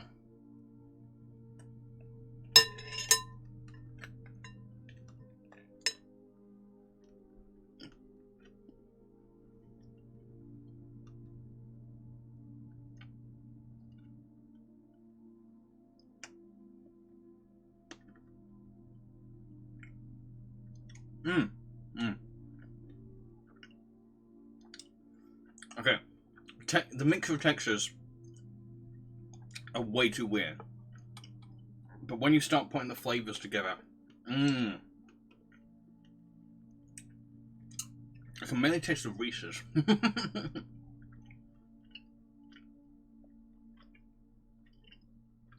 Okay. I would give that maybe like a 6.5 out of 10. Okay, I'm gonna have one more spoonful. I'm not gonna go crazy.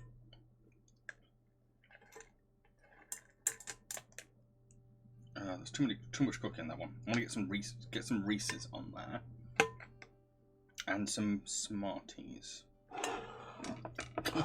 Come on, Smarties. Get in my belly. I think that's everything.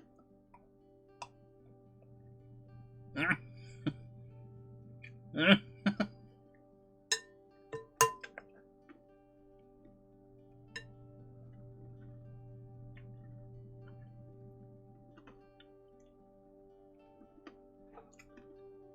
It's just the textures are so different to each other. That's what makes it hard to eat. Liv, does this count as mukbang? Technically, yeah. This is mukbang Home Alone edition.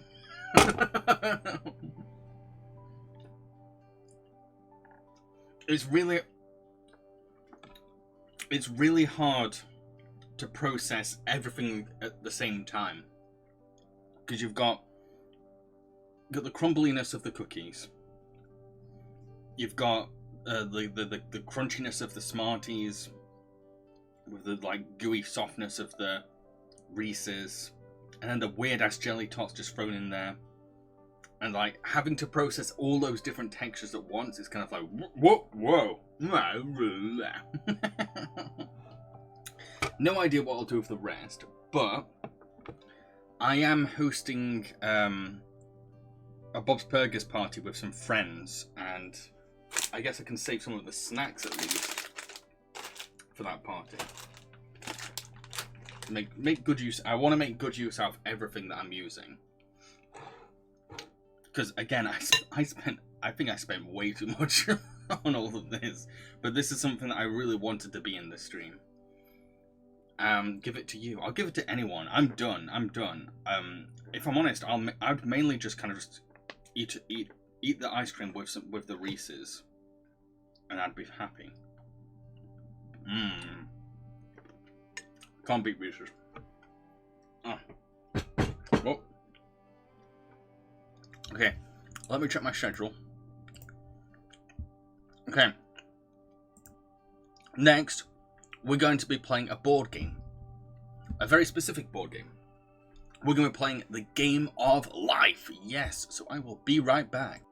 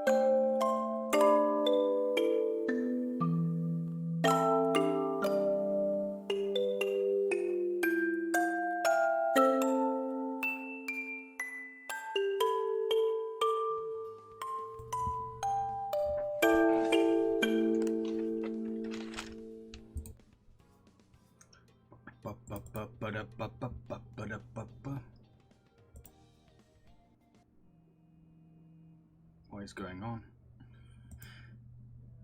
Bear with me, folks.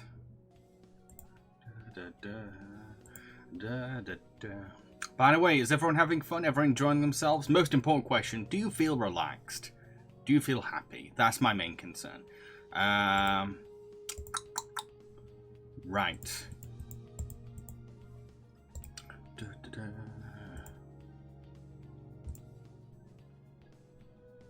I want you to get the game of life. So it says yes. What is going on? There we go. There you are.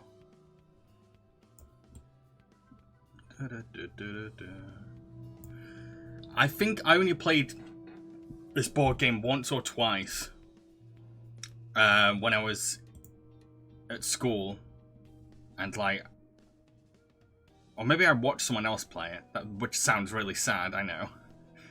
Chat box is massive. It's either ant-sized or it is Godzilla-sized. Lewis says, yeah, going on the mask, the nails and ice cream, I feel so treated. Good, good. That's what I want Relax Club to be all about, is making yourself feel treated, making you feel like you spoiling yourself and taking a breather from everything. That's fantastic. Okay. Game of life. Pass and play or play online. What does that even mean? What's pass and play? I want to pass and I don't want to play online. I don't know who I'd be up against. Full mode or fast mode. Enjoy the original game of life experience. Shorter version that sets a random victory condition. Huh.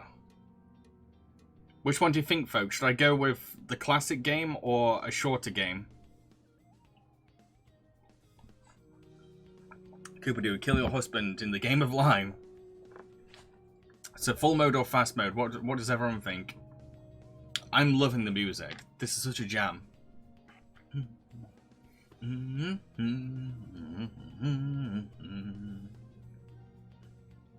So make some noise. Yeah, I want to.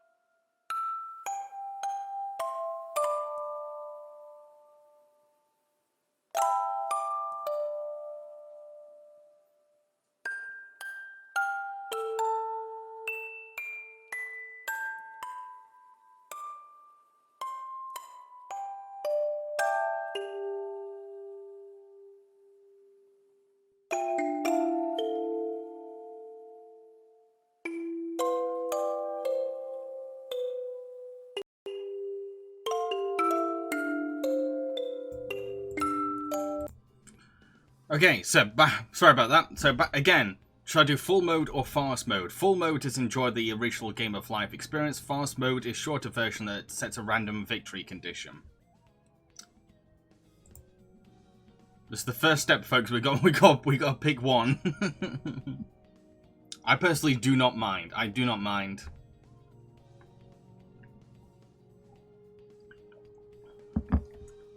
I'm gonna say it. Hot chocolate tastes good even when it's cold. Saying it. Well, it's just basically milkshake, really, isn't it? I have no clue what any of this is. Well, Game of Life is basically a board game that's... What if The Sims was a board game, basically, is what I think the best way to describe it. So we got at least one answer. We got Soda saying full mode. Thank you for following McNeil YR16. Okay, let's just go for full mode. Oh, so we can add other players. Good. So we will add 3 other players. Actually, no, let's go with 3. Because it might get tedious if, like, you're all waiting for my turn. What is this? Oh, so this is the color of my... Okay, red. Okay. Oh, it's just 2 options. Okay. Cool.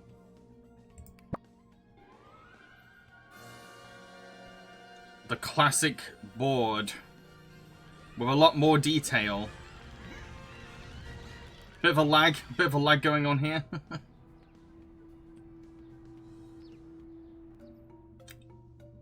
High spinner starts. Red spin.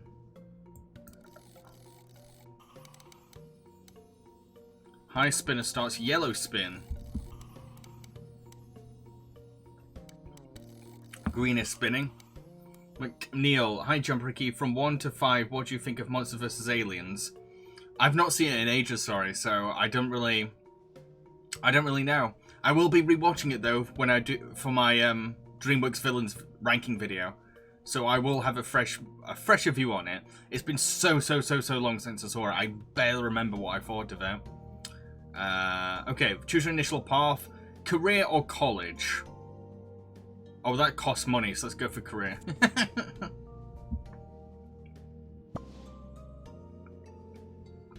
Huh? I get any of them? Athlete? Oh, no. Oh, mechanic. Oh, select a career out of those 2. What? I feel like there'll be probably more action and storytelling with an athlete compared to a mechanic.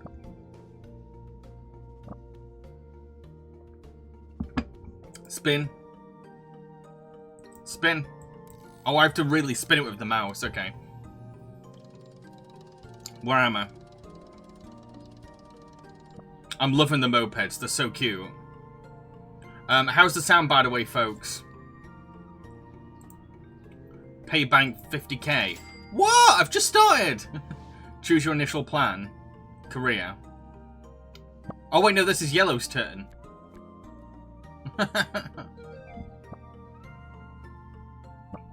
They're becoming a film star. I'm the one that wants to be a film star. I'm stuck with athlete.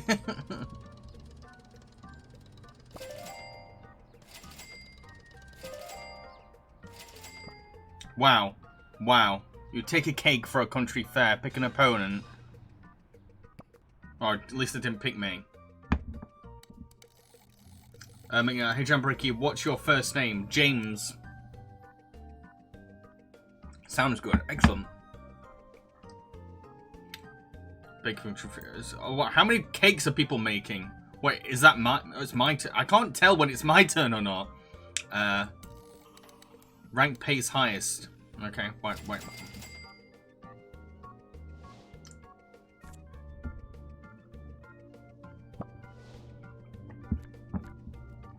What are they gonna be? They're a cop. Boo.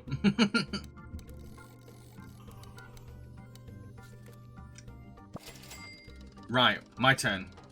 Leo, I'll just always call you Jam anyway, even after knowing you for so long. Most people do call me Jam, if I'm honest. At college, my nickname was Glockenspiel. Spin!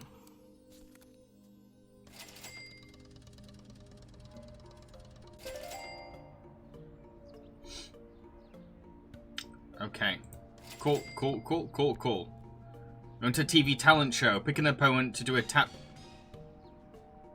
I'm bitter about them taking my job, so anytime it says pick an opponent, I'm gonna like, yeah, yellow's gonna be punished for stealing my dreams.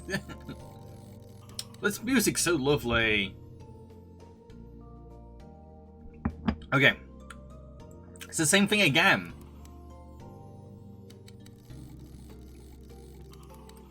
McNeil, also from 1 to 5, what do you think of Joseph King of Dreams? Plus, my first name is Ryan, I'm from the US. Hello, Ryan. Joseph King of Dreams is probably a 3.5 out of 5 for me. Maybe. I haven't got a clue what's going on, by the way. And I'm playing the game. I'm just liking the vibes. The vibes are so chill. You've been shipwrecked on a desert island. Everyone spins to find out how long they're... Blimmin' we're on a desert island now. Green spin.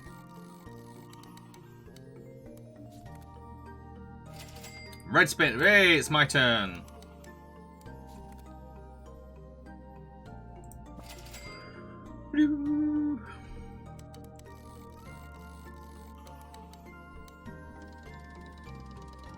Right, what's going on with them? What are you gonna get? It says, you ride a rocket into space. We are living such interesting lives. Choose a player. Choose the other one. Always choose yellow. We're taking down yellow. Red spin!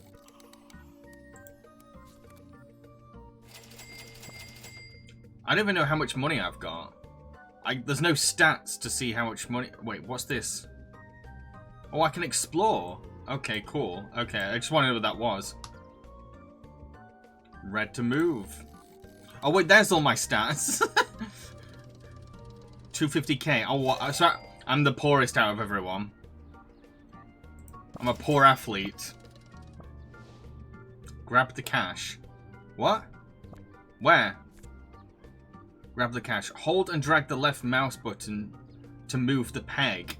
Collect as much cash as possible while avoiding loans. Wow, this just feels... This is real life. Right,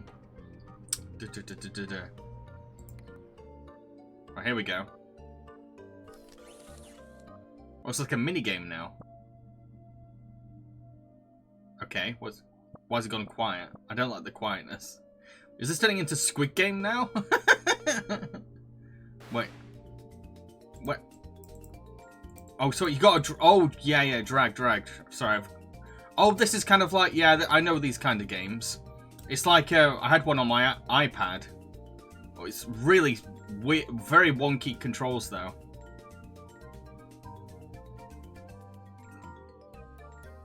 Oh, wow, so many. Well, I've been hit so many times by the loans. I can't tell which are loans. Wow, I did terrible on that. I did so bad on that one. Wait, what just happened? What? Oh yeah, I'm in 3rd place.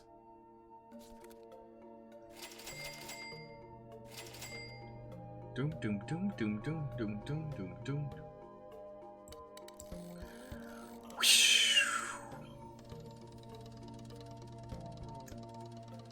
Okay. Choose your spouse.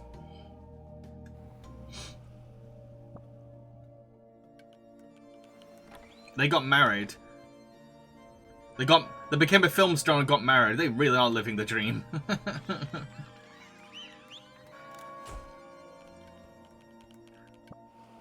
Right, okay.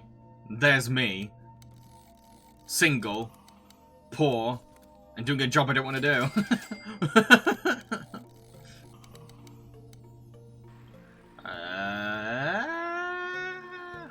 Oh, they've got a car now. I prefer mopeds, though, if I'm honest. I prefer mopeds, so I'm happy keeping my moped. Choose a player. Yellow. Red spin. I missed what happened there. Yellow is your Dinkelberg. Yellow! You attend a ballet rehearsal, pick an opponent, both twirl like a ballerina and spin. I'm guessing these are things you're supposed to do in person. Red. Spin. Nice. Money. Money! Ga! Again.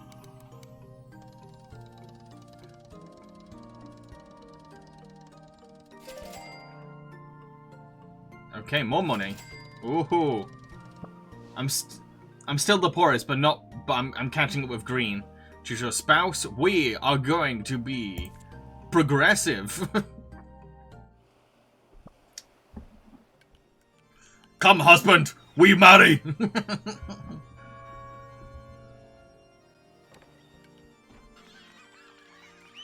I'm glad this game has a queer option. I will always take the queer option. It's red spin to determine wedding gifts. Ooh, that's cute. Oh. I thought it was going to be an interesting gift, not 100k. But okay, I'll be grateful. I mean, like, if I got that in real life, I'd be like, wow, thank you.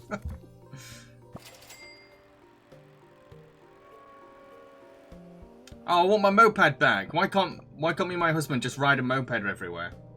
McNeil, hey, did you know Chicken Run is getting a sequel? Yep, trailer's out tomorrow. And from 1 to 5, what do you think of the first film? 5 out of 5, absolutely. It's a classic. Your talent spotted by a hand model agency. I'm like David Duchovny in Zoolander now. High five the player nearest to you and take turns to spin. Well, they're all computers, so I can't. Spin red. Spin black to pay back. What? Wait, do I keep spinning until I get one of them?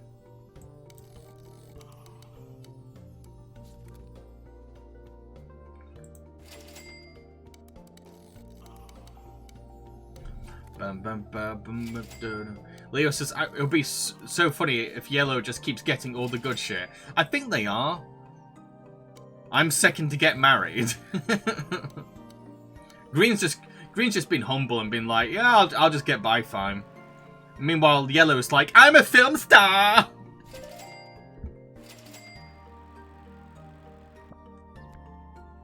You invent a dancing robot, pick an opponent, both... Okay. Oh, I read that. Red spin!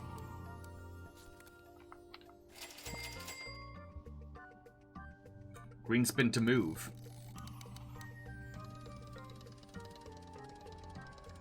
Right, what's yellow gonna get next?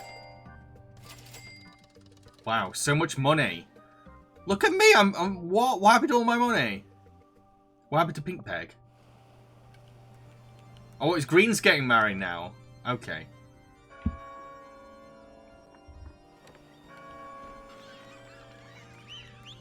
It's hard to tell who's who unless they're in their car.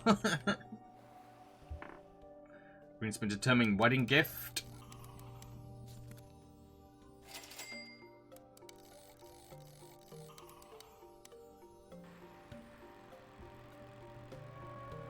Off they go. I just drove over me. Green just drove over me. I don't appreciate that. We take a cake for... Oh, wait, okay.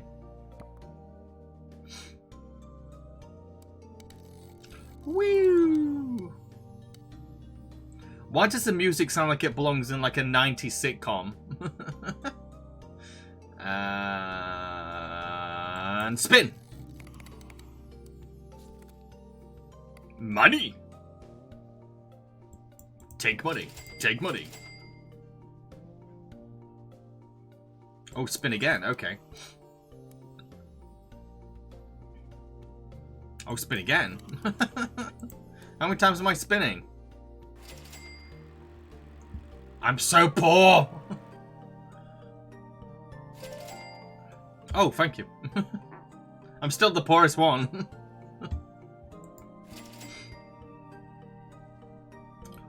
Yellow to spin.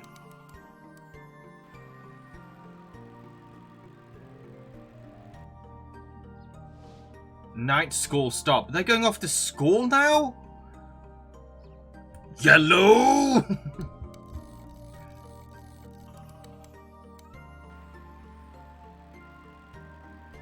Right. What's happening for yellow now? You start a family band. Aha, you have to pay the bank, yellow. Listy, you're the poorest athlete since Turangalila. Special of yeah, Blurns Ball. Is that why I'm playing? Am I playing Blurns Ball? Is that why I'm not getting rich off my job? Life path. Green. Is everyone finding this video game relaxing? Bum bum bum bum bum bum bum bum bum bum bum. Wow, so much money. Choose that. They're getting a house? Where's all my stuff?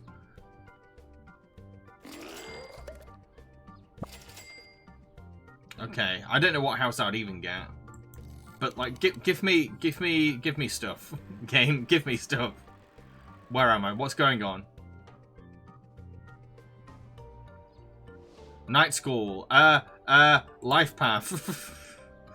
I want to get on with life. Listy, it's definitely making me feel better about my life. Good. Woo! What's next? 50k. You win a skateboarding competition. Collect 100k. Nice! Excellent. My character is nothing like me. I'd never win a skateboarding contest. You host a comedy competition. Collect... I want to do a comedy competition! Yellow! Yellow's doing everything I want to do.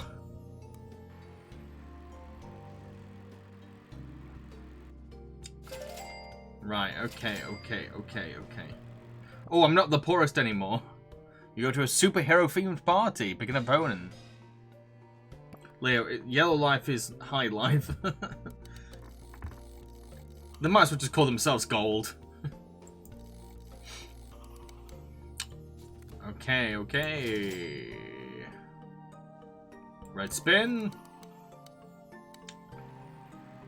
Ooh, where am I I am. Where am I gonna land? You build a maze. Yellow is like doing modeling and shit, and there's me but like reenacting the goddamn Shining. I'm the creepy poor guy in the corner.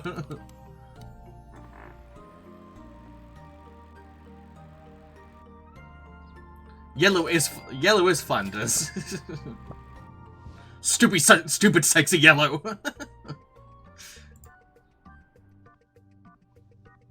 Green, green, green. Green, green, green. Green, green, green.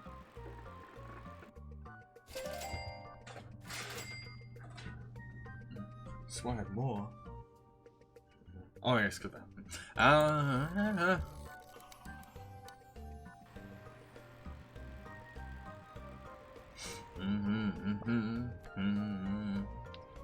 You file a lawsuit.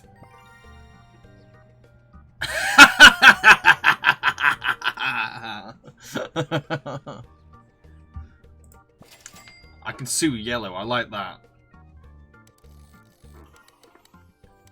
I want a house. Somebody give me a house. Bum, bum, bum, bum, bum, bum. Trust Yellow to drive over people. Promoted. Oh. You know what? If he's gonna be Flanders, then I'm gonna be Khan from King of the Hill. the insecure guy that's like, actually no, my life is actually going great. Oh no. He's got my dream. I want a family. Yellow! Stupid sexy Yellow.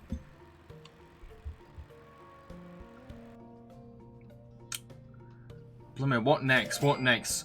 Yellow becomes a god of the universe. Make a fruit smoothie. All Yellow has to do is make a fruit smoothie and suddenly magic happens. I'm Frank Grimes.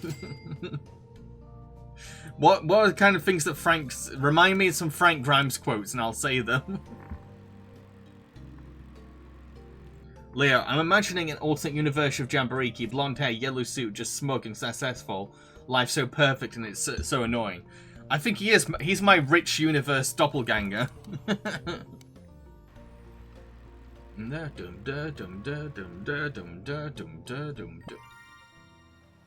Oh, they're going to stop. They're having a baby. I want a baby. All the other players are just taking the things I want.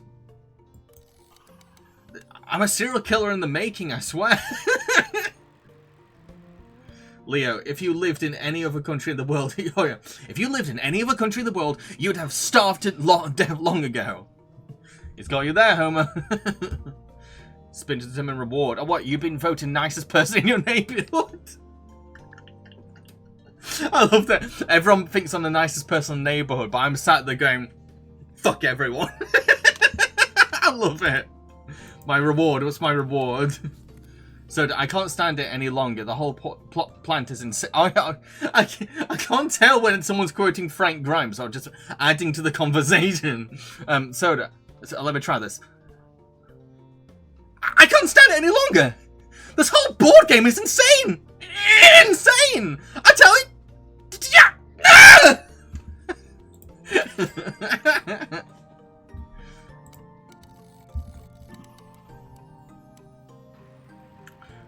Okay, what's next for Yellow? Yellow gets an island!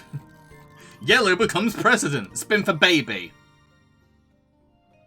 I have never been this angry at a computer-played character before.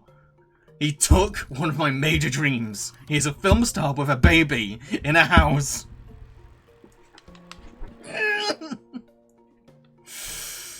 Listy, the only quote I know is, I'm Homer. Leo, it's almost patronizing. You've been awarded the nicest person in the whole neighborhood is a medal. They say as they pat your head. You ran a marathon. Oh, that was green. 100k. Right, how is my money? 750k. Alright, so I'm not the poorest person at least. Okay. Can I have a house? Can I have a baby? Can I have something besides patronizing awards? They're spinning for babies. You already had a baby. Oh my.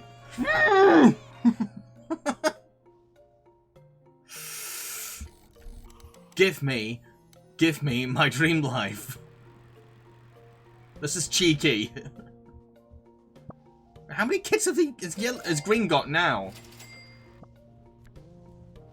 You got a tax refund.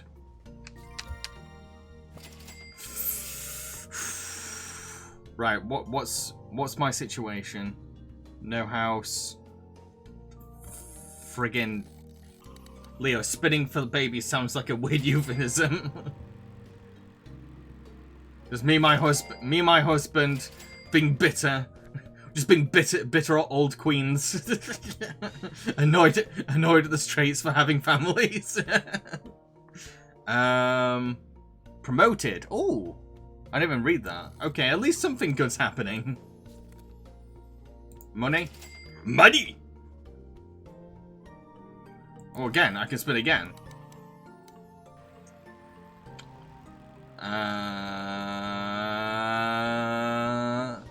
House option. Oh, I can finally get a house.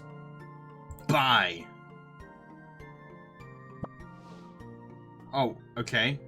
I can only pick 2 of these. What? What? Oh, island holiday home, absolutely. I can't believe that TP is an option. Nothing against TPs, I was just confused why it was like, do you want an island home or a TP? Look at him. Smelling their own farts. You attend a red carpet movie premiere.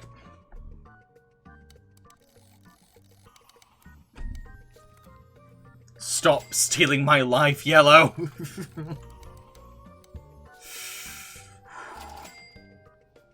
Leo, you've been promoted. That means you work longer hours for an extra couple of quid an hour, while the rest of us clock off early. Red spin.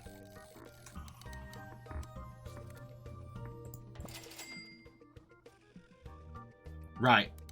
Green. I hate Green less, but I'm still annoyed at Green for, like, their cult-sized family.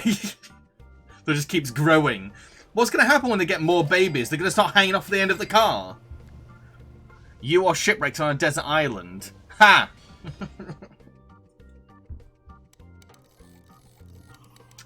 Right. Red spin! Give me baby! Oh, okay, I just got some money. Let's see, should have been a mechanic, then you could have cut their brakes during a service. Jeez! I'm Frank Grimes, not Frank Grimes Jr. Red to spin. Has anyone seen that episode, by the way? Where Frank Grimes gets revenge on Frank Grimes' son gets revenge on Homer.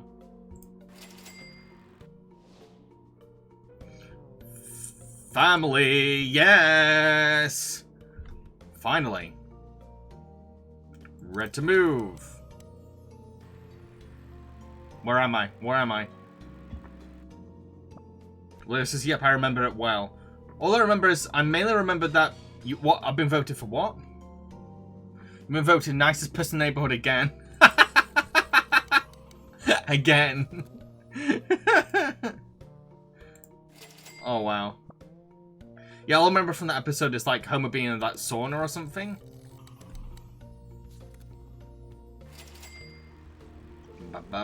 What now? What's Yellow getting now? Another house? Give him a bad house. Oh, he's got a cottage. Knobhead.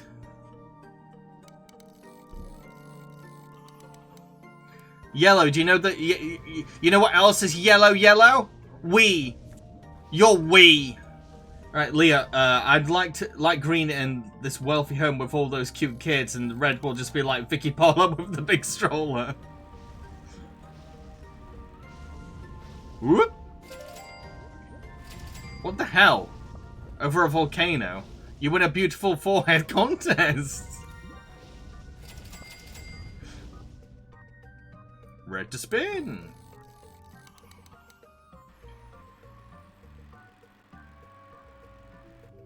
Okay, what next? What next? Give me a baby! Give me a baby!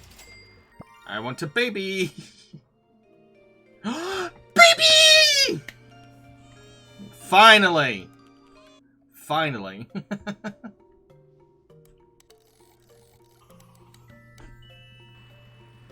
What is that? But there's a moth flying all around me. What's with my room attracting moths all the time? I think yellow sent that moth after me. Okay.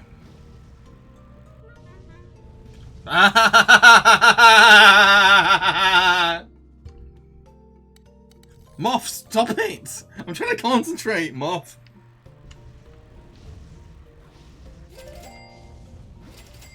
Yellow fall into the volcano. Yellow fall into the volcano. Statuses. Oh, statues, not statuses. Click the left mouse button to move the peg forward. Stop when the guard turns around or you'll be sent to the start. What? Oh, I've got to be good at this. I'm an athlete, apparently. Wait, what am I doing?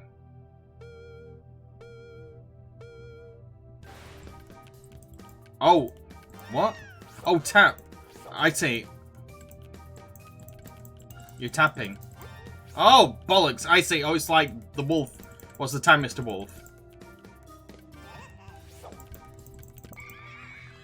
Oh, bugger you. Who won that?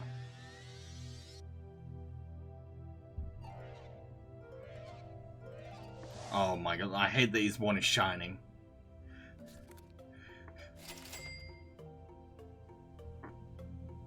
Damn you, yellow.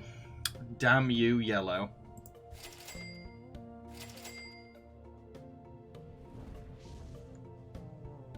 Red spin to move.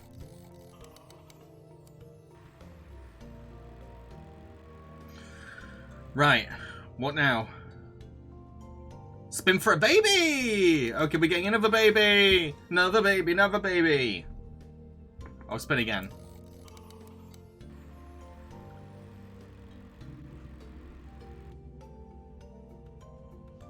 Okay, so I didn't get a baby. Buy another house. But like, I don't know what house to go for. So, beach hut or eco house. Well, since I've got a tropical island, I might as well put a beach hut in it.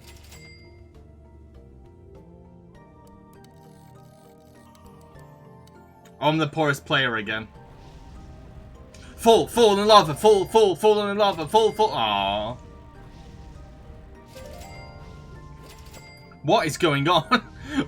Yellow's just going. Yellow lands on any tile and he gets something he wants. Why is he picking me?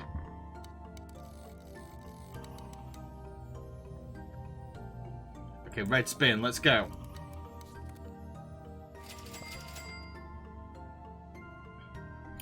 Ring spin.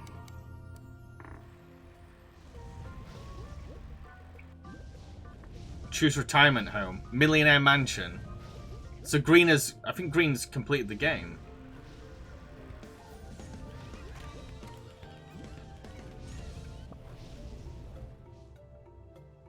Is green complete the game or what? What's going on? Okay, I don't know what's going on. Green's still playing.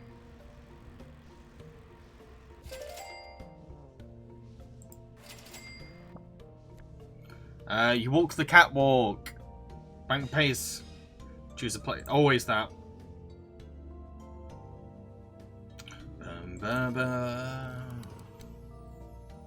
Yellow spin.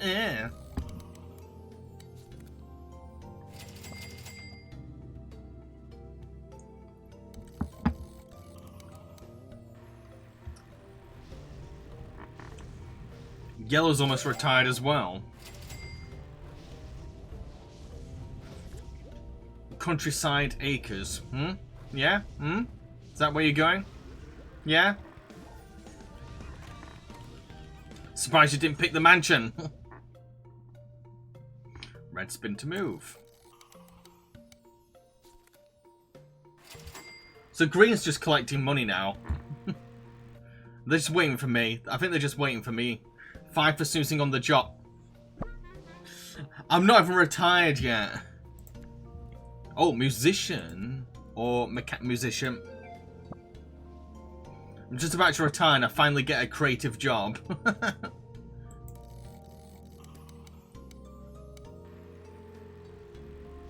Wow, I'm so far behind. They finished the game ages ago. Leo, yellow and green in the idiotic neighborhood. Red doesn't get to live because they're poppers. Always yellow.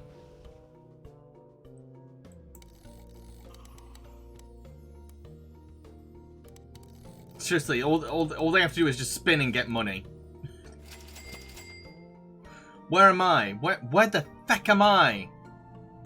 Hang on, where am I? Oh my Gideon. Right, I've got to go. What the? Flip me sideways. What the hell? I'm so far behind.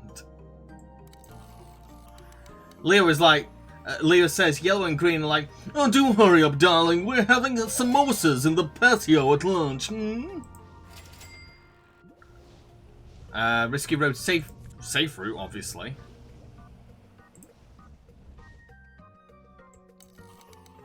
McNeil says, hey Jambareeqi, you mentioned in Peter Rabbit you have a brother. What's his name? Are the oldest as he? Just curious. My brother is the middle child? I'm older than him, though. No, I'm the middle child, so no, I got them mixed up. My brother's the younger one. His name's Joe. I'm the older one, but I'm the middle of our siblings. I'm the Malcolm in the middle of our family. Right, can we please retire? Can we please retire now? You learn to skydive.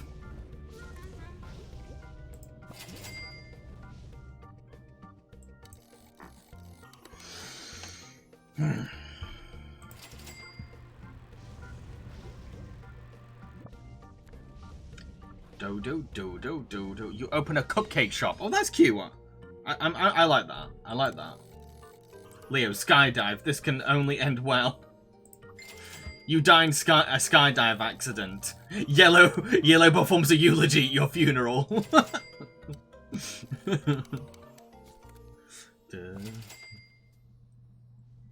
I'm almost there. So close to getting to the end. I mean, in the Peter Rabbit movie live action review, wait, you have an older sibling. I have an older stepsister.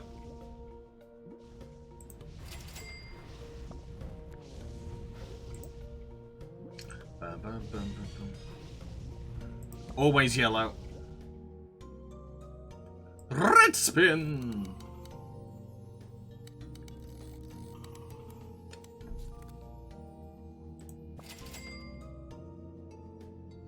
Red spin.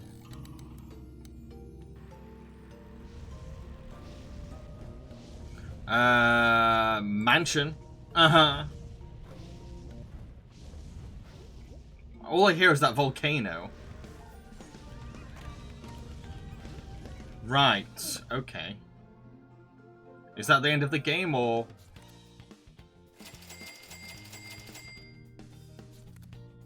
I think this is the end of the game, yeah.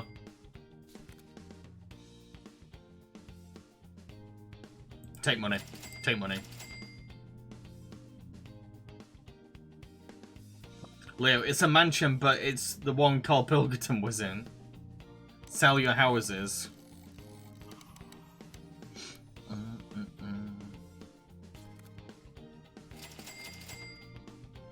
Leo, yellow and green. Don't worry, gentlemen. It will look nice when it's finished. Yellow Flanders. And I was Red Grimes. Fine. Let's do this.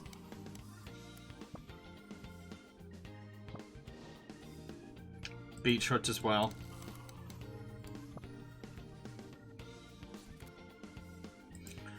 I haven't got a clue how much money I have, but I am curious. What the? Cash in action cards. Blimmin' heck!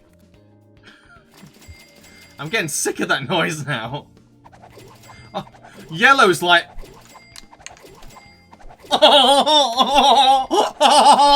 Action cards!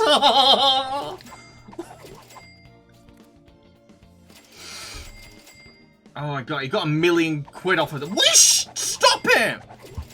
Wait, can I throw mine? What's going on with mine? Oh, well, that's me. That's me. It's me doing it. Alright.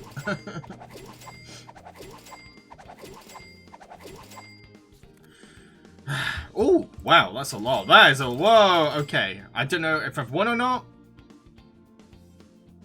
Receive child bonus.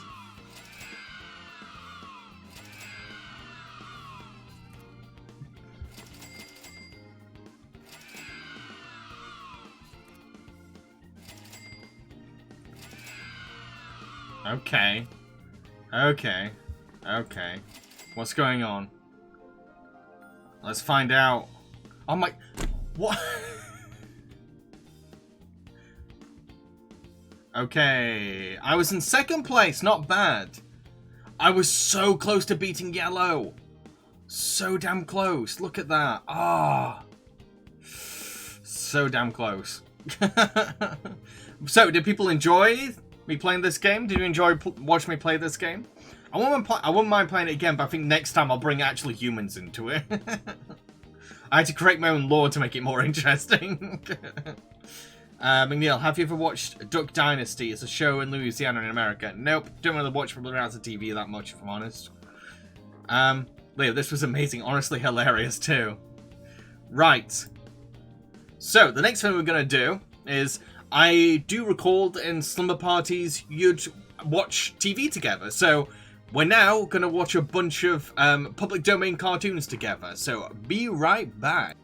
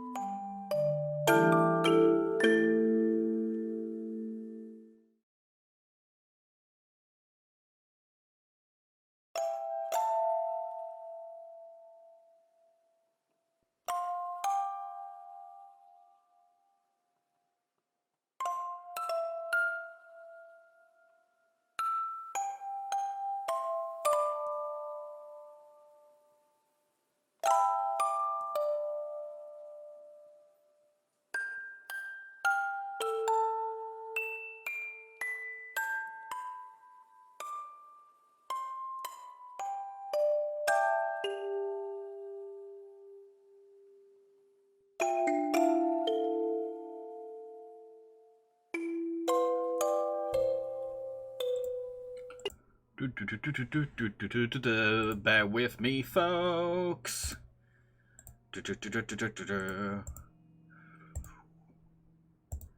Time for some public domain cartoons.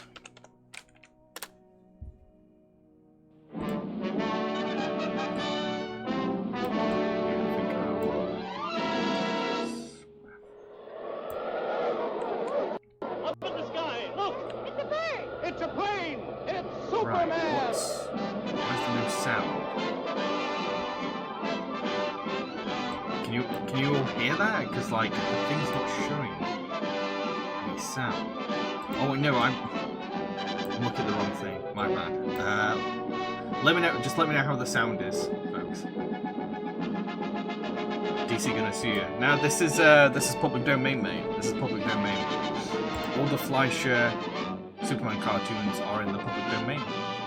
Oh.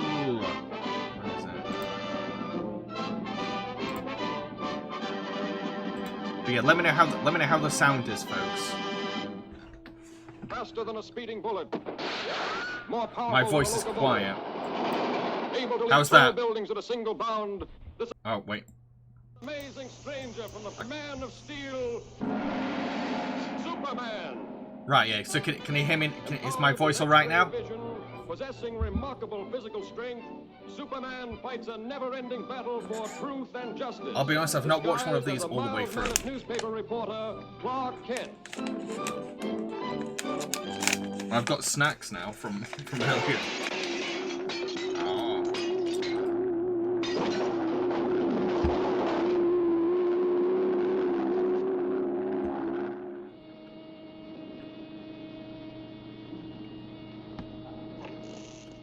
God, even the smallest things look amazing on these cartoons. Just a guy turning a dial, and it looks so fluid and beautiful.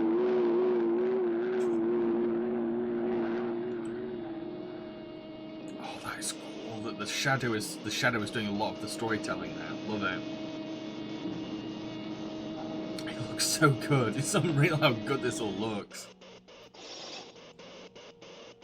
Crazy that Fleischer Bros didn't get to make that many feature films. I think they only made one, didn't they? They only made Gulliver's Travels.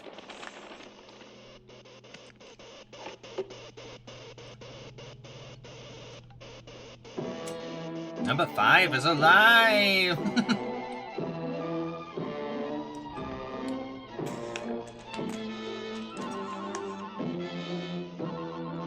Looks like Wall-E if he was a basketball player. Mysterious mechanical monster loots bank.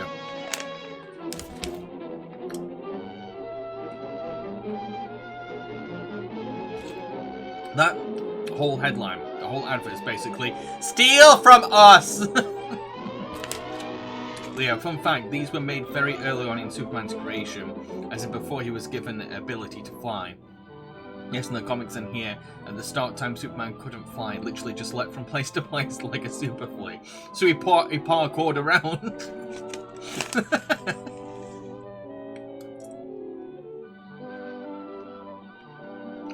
Beautiful. Shiny.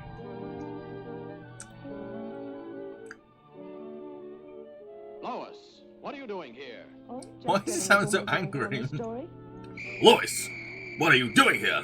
The mechanical monster! Leo, you can see how the look and animation style of BTS was inspired by these cartoons. Oh, totally, 100%. Especially like the architecture style I can see. And like the use of lighting.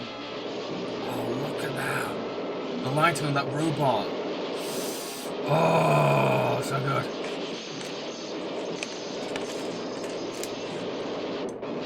Wait, the police have got Tommy guns. Did that happen in the day? The police just had Tommy guns? Like gangsters? Come on, you fool! Zoda, pretty sure the radio program was the first time to do it.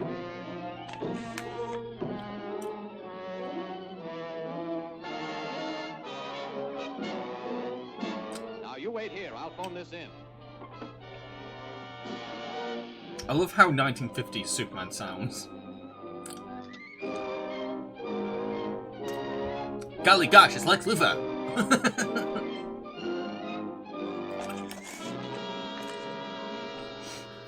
Yes, Lois, I'll what are you give it doing? to you. What is Lois doing? All right, Lois. Lois!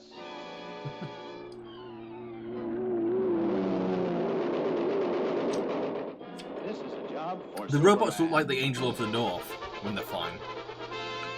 Leo, Superman was created in 1938 but didn't fly in the comics until 1941. Let's see, wasn't equipment night invented so they could give radioactive vacation time?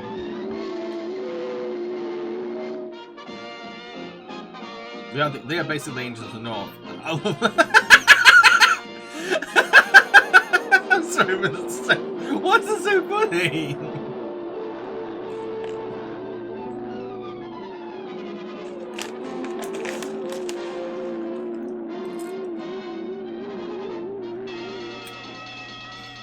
I love that the main thing this guy's done is turn a dial.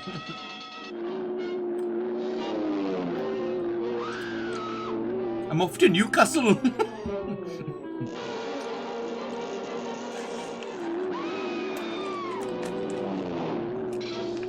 Oh, that's an unlucky number.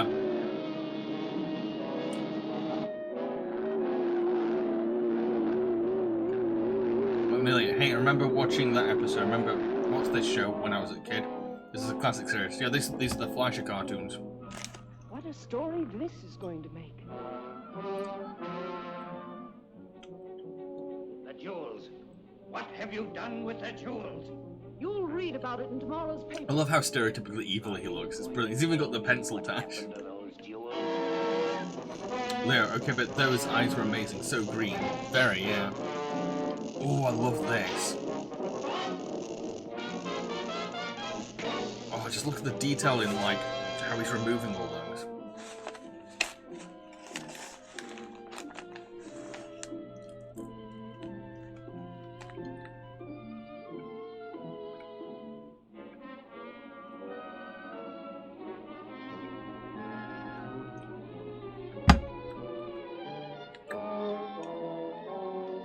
So the 50s were peak cartoon animation.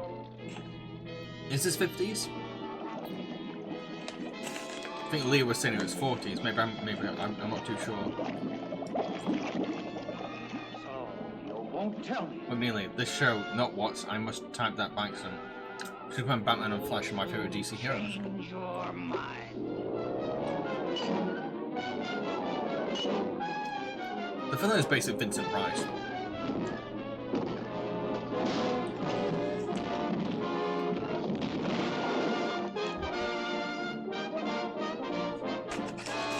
Superman.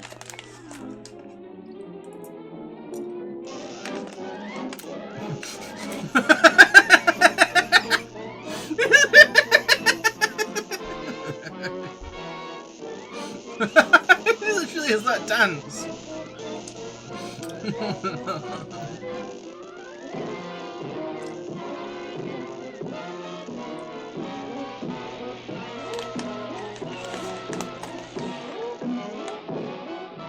Wow, he's gone to range now.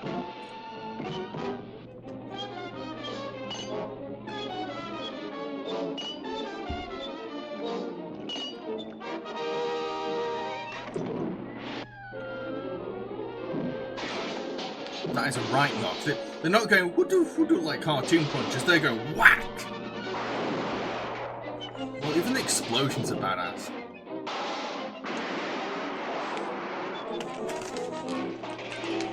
Oh, we're going... Oh, I thought they were all going to combine then, like...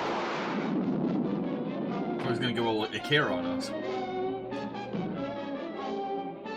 Oh, that's a beaut shot! The shadow and everything. Look at that Fantasia. Take one more step and she's doomed.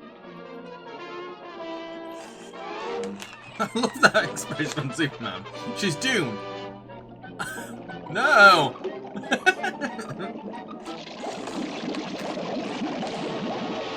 Oh, he did that with style. He did that with style. It was like... Love it.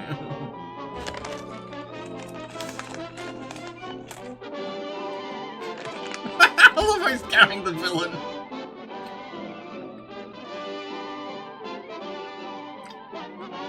Superman destroys mechanical monsters.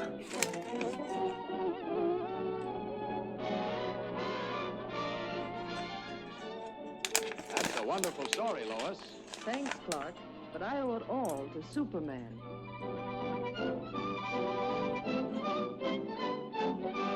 That was good. I do want to see the others. Very charming and beautifully animated. It's a Harvey film. I wonder which cartoon they picked.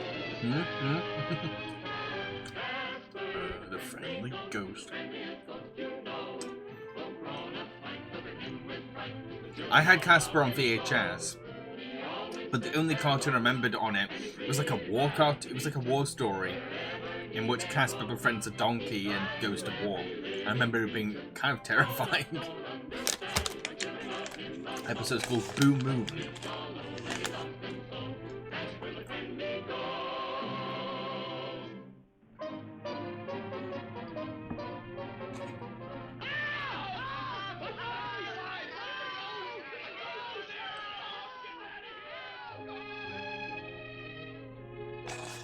Gosh, I wish people wouldn't be scared of me. And stop being a ghost. Here, folks, see the wonders of the moon. Only 10 cents. Here, folks, see the wonders of the moon. Only 10 cents. May I have a look, mister? Sure, Sonny. Step right. Huh? Ghost! I got a feeling that's going to be the whole cartoon. Gee, the man looks friendly. Why does the moon look predatory? Visit him.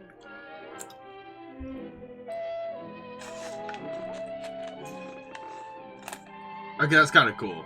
A ghost flying to the moon. That is pretty sick. Ooh, pretty.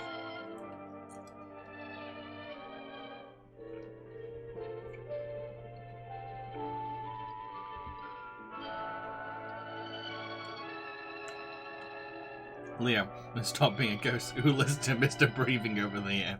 You should check your mortality privileges. Hey, you know what? This country would be a better place if ghosts learned to be alive. There's no man in the moon. Nothing but rocks and holes. Wasn't this a John Lewis advert, technically? Oh, I'm tired.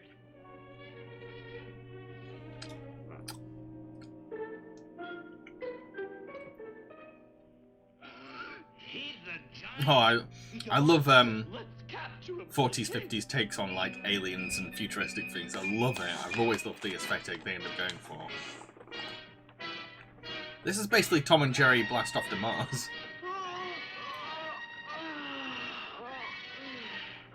Just walk out. Golly, moon people. Please tell me he walks out of the cage. They're real cute.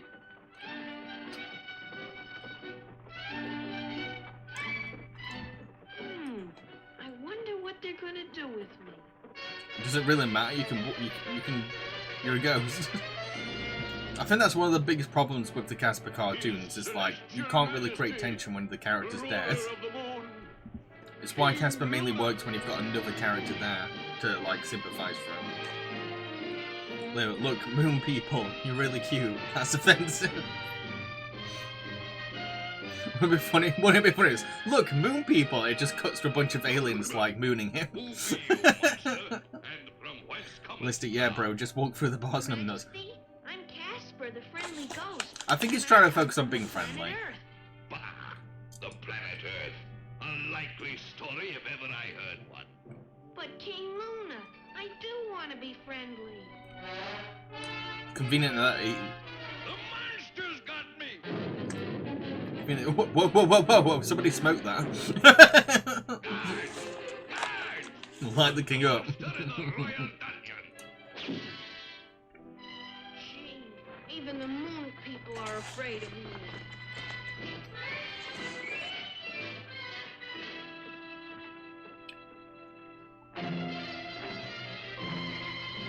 Okay.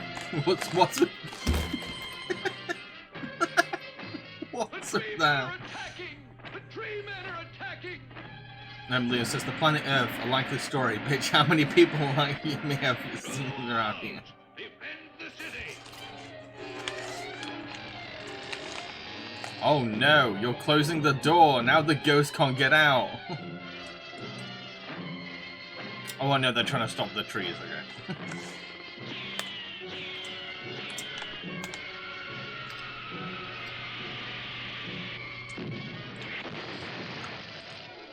It's like they walk. It's as if someone's put coat hangers in their shirt or something. That's the way they're walking.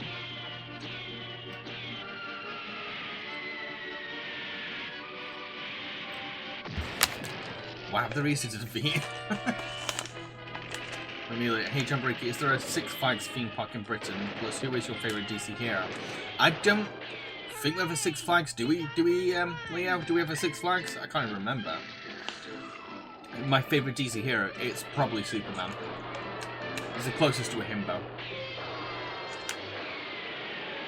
Leo, coat hangers down their shirts and up their arses.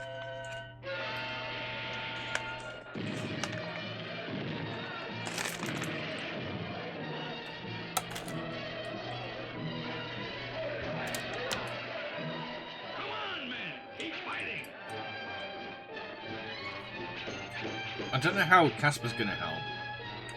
Unless he possesses one of the trees, I guess. You coward, and fight like a man! Gosh, they need help.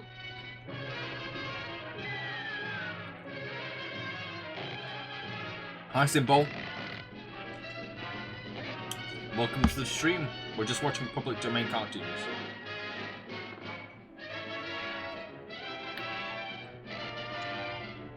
It is kind of like Attack on Titan. It's like Fern Gully meets Attack on Titan.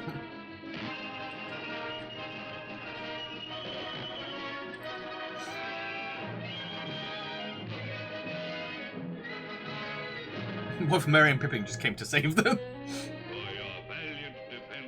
Leo, I know this is a bad time to question the logic, but how do you get trees on the moon? I mean, they don't have leaves, so they can't photosynthesize, so what the fuck am I on about? What are you?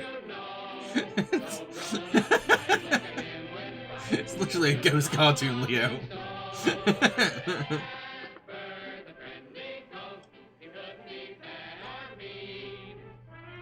Oh, now the moon looks even scarier. Ugh! No, I don't like the moon. I really don't like the moon. Bad moon. What's next? You all know that sound.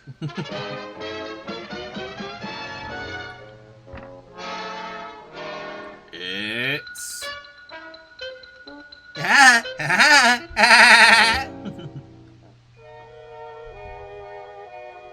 Oh, I like this architecture.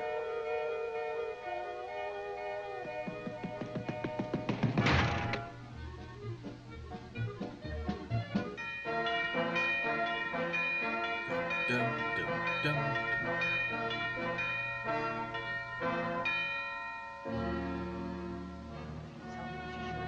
What's the weather? Terrific cold wave headed this way. All birds advised to go south at once. Weatherman's right. We better go south right away. You said That's the jumping on his trousers. Winter's coming. Winter's coming. I didn't grow up with the Woody Woodpecker shorts, but I definitely grew up with the sitcom. I love the sitcom with that walrus guy.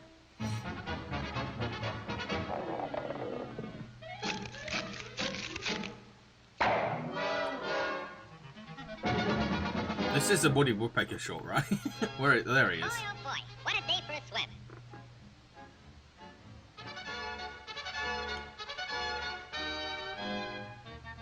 Hey, Pop, where's everybody going? We're all going south. Groundhog says a terrible blizzard's coming. Go on. That guy don't know his shadow from a hole in the ground. You'll freeze to death if you stay So the here. walrus guy who looks like Don't worry, Robotnik. Poppy. I got plenty of food. Winter's And right coming. now, I'm going swimming. He even makes the annoying laugh on his jumping off a bloody diving board. What the hell?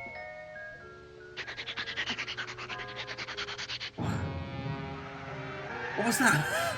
What the hell was that? Got high up a flower.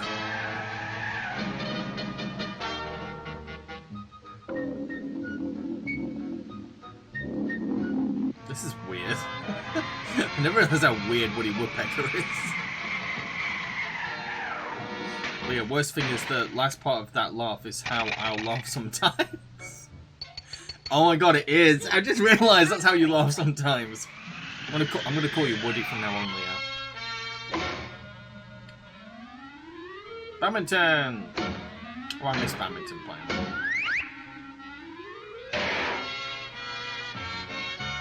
Nearly, hey Jambareeqi, do you watch pro wrestling like WWE? I dip in and out of it if I'm honest. I've not watched in a while though, but growing up I was a massive, huge WWE fan. I watched every episode, I played the video games and everything. And my favourite wrestler was The Undertaker. Wrestling wise now, I mainly watch the indie matches. I like the indie circuits, particularly British ones. That's where you get the really interesting characters. And I mainly watch wrestling for the characters. Hey, come back here with my food. If the characters aren't interesting, then like I don't care. there needs to be something, a little gimmick there that I can get into.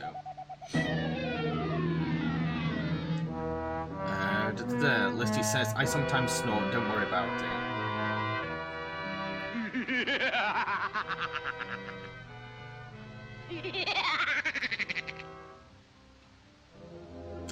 There comes to this snowbound village a poor hungry little kitty cat. I'm that hungry little kitty cat you just read about. I'm so hungry I could eat a woodpecker. Yeah, that's it. Pardon me, buddy. That's probably the grocery man. This turned to a seventh seal. It kind of did.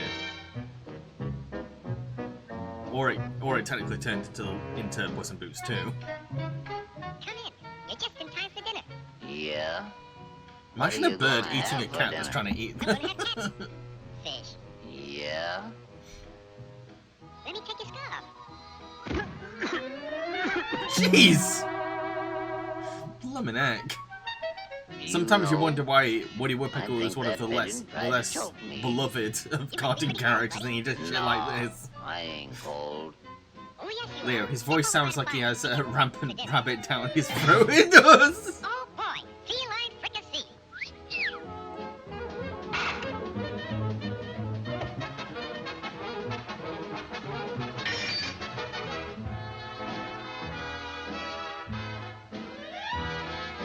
Blimmin' heck.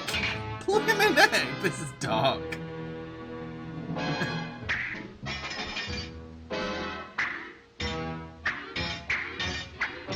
I want to play whack-a-mole now. Despite looking at this. Leo, I love how he just went with the strangling. Yeah, it wasn't even subtle. He wasn't even like, I'm going to get him to like me first, and then I will try and kill him. But it was just like, nope, scarf done.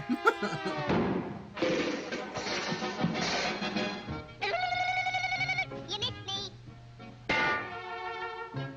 Now, my fine pigeon, I'm going to Do you know what he sounds like, actually? You know when like a Game Boy or something is dying, or like a toy that's dying, like a toy. You know, like with a voice box, and it's dying. He sounds like that.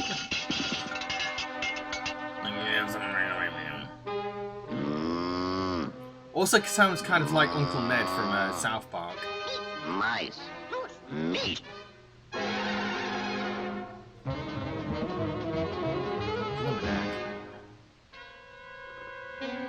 Wow.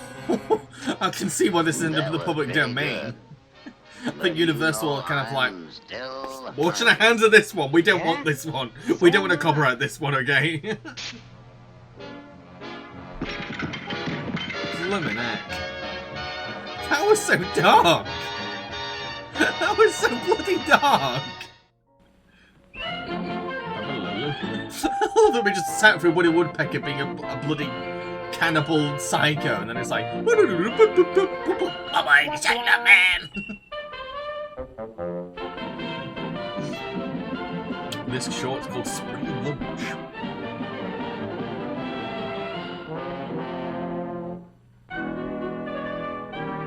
Popeye's set up a diner.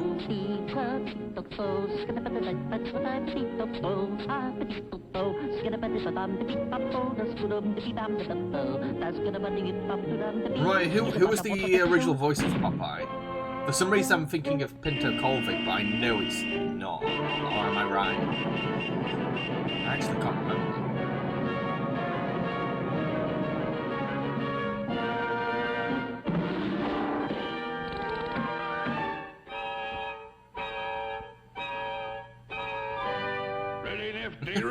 That was a great shocked face. That was a proper, like, the audacity face. Listen, Rut, a little competition never hurt anybody. I says you gotta move that chow wagon. And who's gonna make me? I am. Oh, yeah? Pardon me, gentlemen. Our customer! Leo, Jack Mercer sounds like a video game protagonist.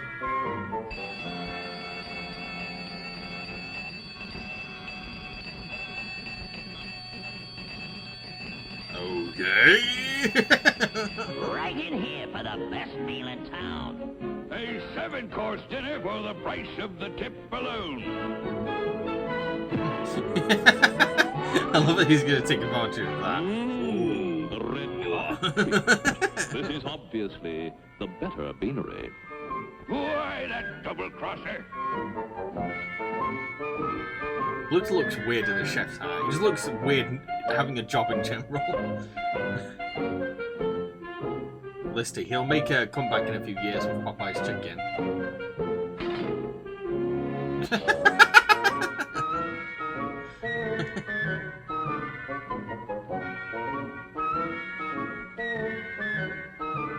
I love that walk. That's a great walk. That's a great walk.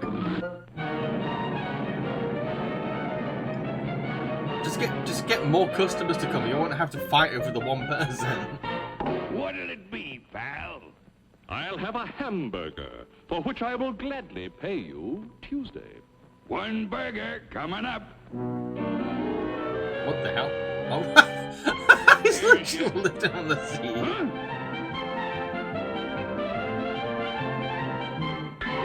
Okay, so he was asked for a hamburger. What if Popeye gives something else? Specialty today is baked beans. I'll have a generous portion, for which I will gladly pay you To Tuesday. be fair, I like that he's adapting. He could have just said like, "Oh, I asked for a hamburger," and it's like, "Nope, beans, okay, fine, beans it is, beans it is." This is a Plankton Mr. Crabshaw. Technically, kind of. But what's he made? Does he make beans as well? I thought he was making a hamburger. What the hell? Are they jumping beans? Oh, crafting! Crafting! Leo, I mean, to be fair, if I asked for a burger and someone offered me baked beans instead, I'd tell them to piss off.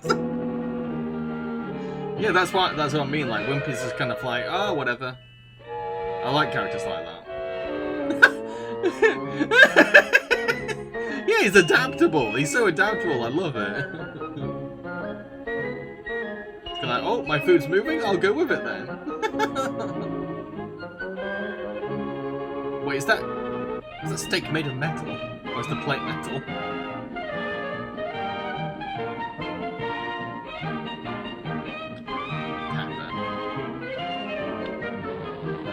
Thing is, when I was a kid, I snorted pepper off my arm and it was horrible. So too much pepper. Yeah, oh no, I did that. No. Oh, I feel it. I feel it. It's one of the worst things I ever had. Never snort pepper off. Never snort pepper. I know you're smart enough not to do that, but just a heads up. Leo, so we have a Wimpy Popeye. Has there been a burger other than Bluto 2? Dunno. Probably.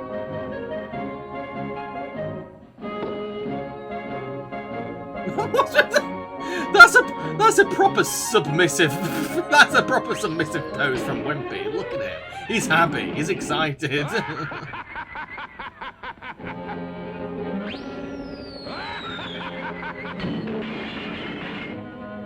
Bluetooth sounds like a barbecue place. Yeah, actually it does. Don't fruit that nice ham. Like, what? That's a nice cake. Look at...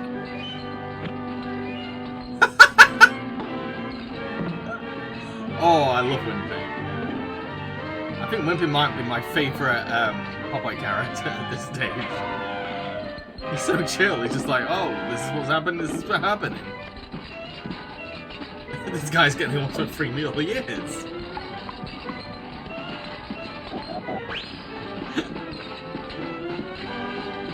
He's in the middle of this goddamn rivalry, and he's just like, oh, fuck it. The winner of that story was definitely Wimpy. Okay, be right back, folks.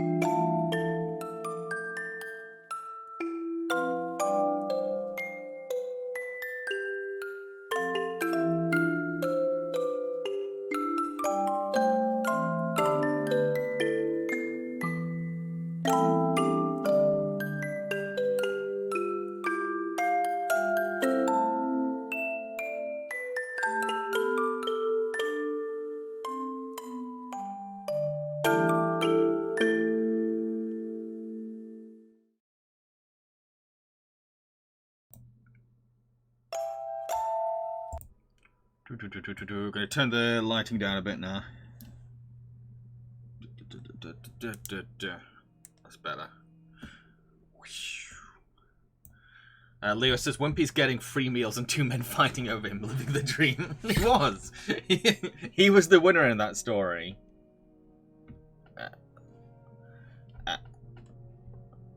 Okay. So to finish things off, I'm going to be reading you all. It's still a bit bright. Let's twist it. So to finish off the stream, I'm going to be reading you all a bedtime story. But I want to find out which kind of bedtime story you want. So I'm going to be making a little poll. Just trying to remember how to do polls on here. Wait, I think I got it. Manage poll. Create new poll. Bear with me while I make this. So, which type of story? So I can either go with...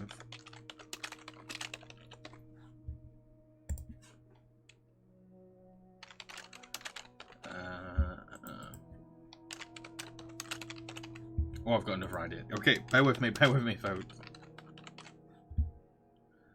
Okay, so you should be getting a poll right now for what type of story I can read you all.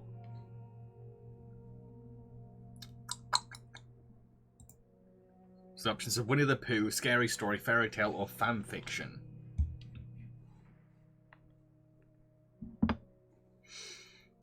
Okay, so far Winnie the Pooh is winning. Feel free to vote now. I feel like it's going to be Winnie the Pooh. Which I don't mind. Winnie the Pooh was my favourite. Oh, fairy tale's catching up. It's about to, the poll's about to end. Poll's about to come to a close. If you want to make your vote now. Okay, it's about to end. I think Winnie the Pooh has won. Yep, Winnie the Pooh has won. And I already have a Pooh story up, so I can read it from here. So what's interesting about this doing this is that my two favorite stories to be read to me at bedtime were either Winnie the Pooh books or Roald Dahl books. So this is totally cool with me. Okay, so got Winnie the Pooh, Chapter 1, in which we are introduced to Winnie the Pooh and some bees, and the stories begin. Hang on, let me move that.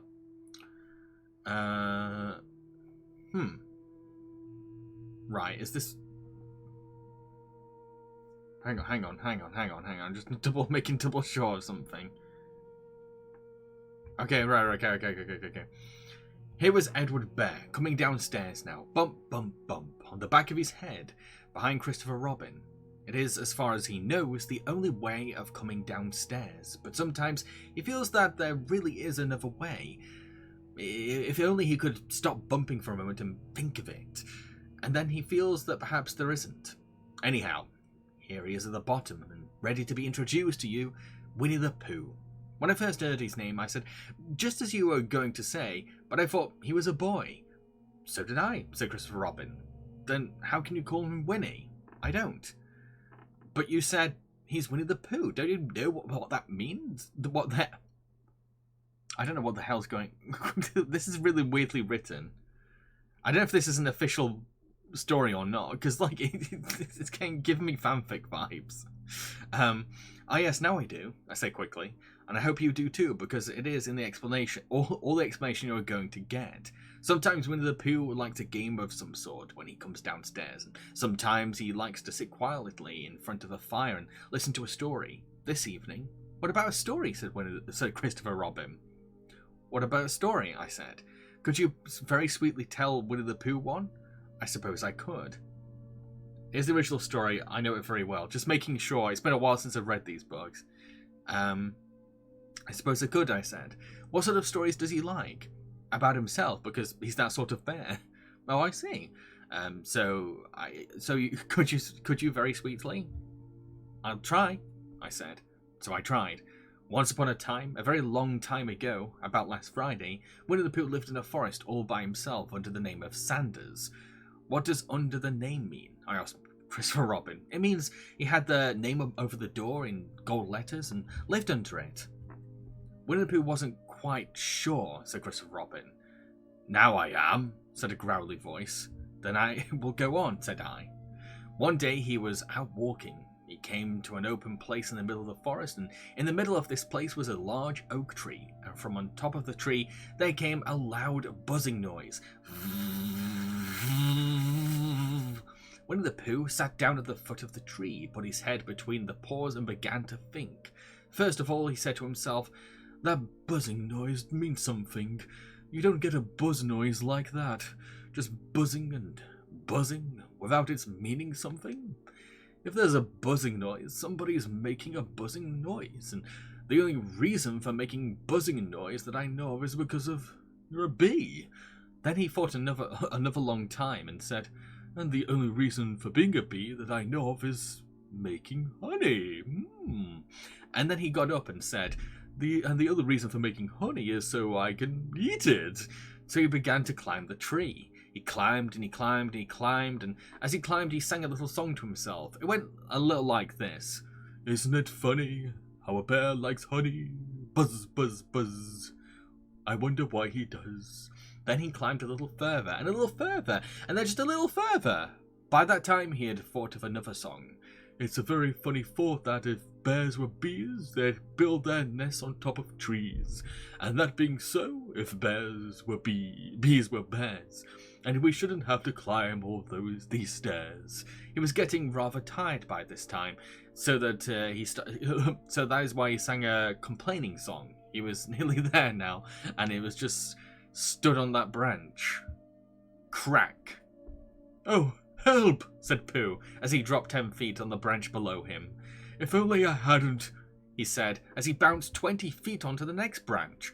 You see, What I meant to do, he explained as he turned head over heels and crashed onto another branch 30 feet below. What I meant to do... Of course, it was a rather, he admitted, as he slithered very quickly through the next 6 branches. It comes, I suppose, he decided as he said goodbye to the last branch, spun 3 times, and flew gracefully into a gorse bush. It all comes of liking honey so much. Oh, help!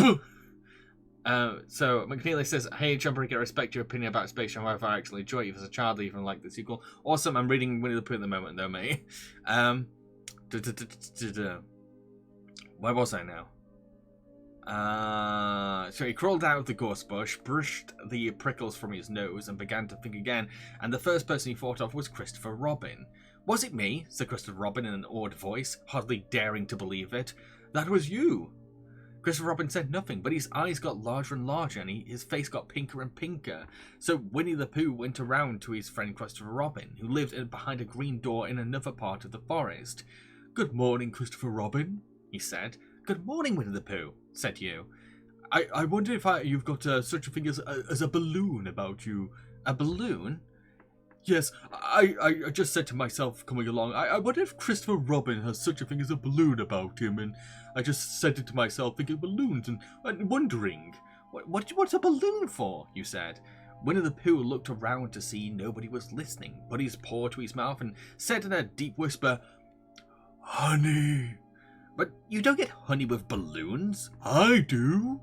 "Well, it just happened that you had been to a party the day before the house of your friend Piglet, and you had balloons at the party. You had a big green balloon, and one of Rabbit's relations had a big blue one, and had left it behind, being really young. Being really too young to go to a party at all, and so you had to brought the green one and the blue one home with you. Which one would you like?" you asked Pooh. He put his head between his paws and thought very carefully. Lewis says, "A balloon. Funny enough, I just saw this clown." McNeil, "Hey Jambareeqi, I don't really know how Twitch works. Will I be able to rewatch old Twitch videos like this on YouTube?" Yes, if you head over to my channel, Jambareeqi Highlights, you should be able to find them. And Chatbox is tiny.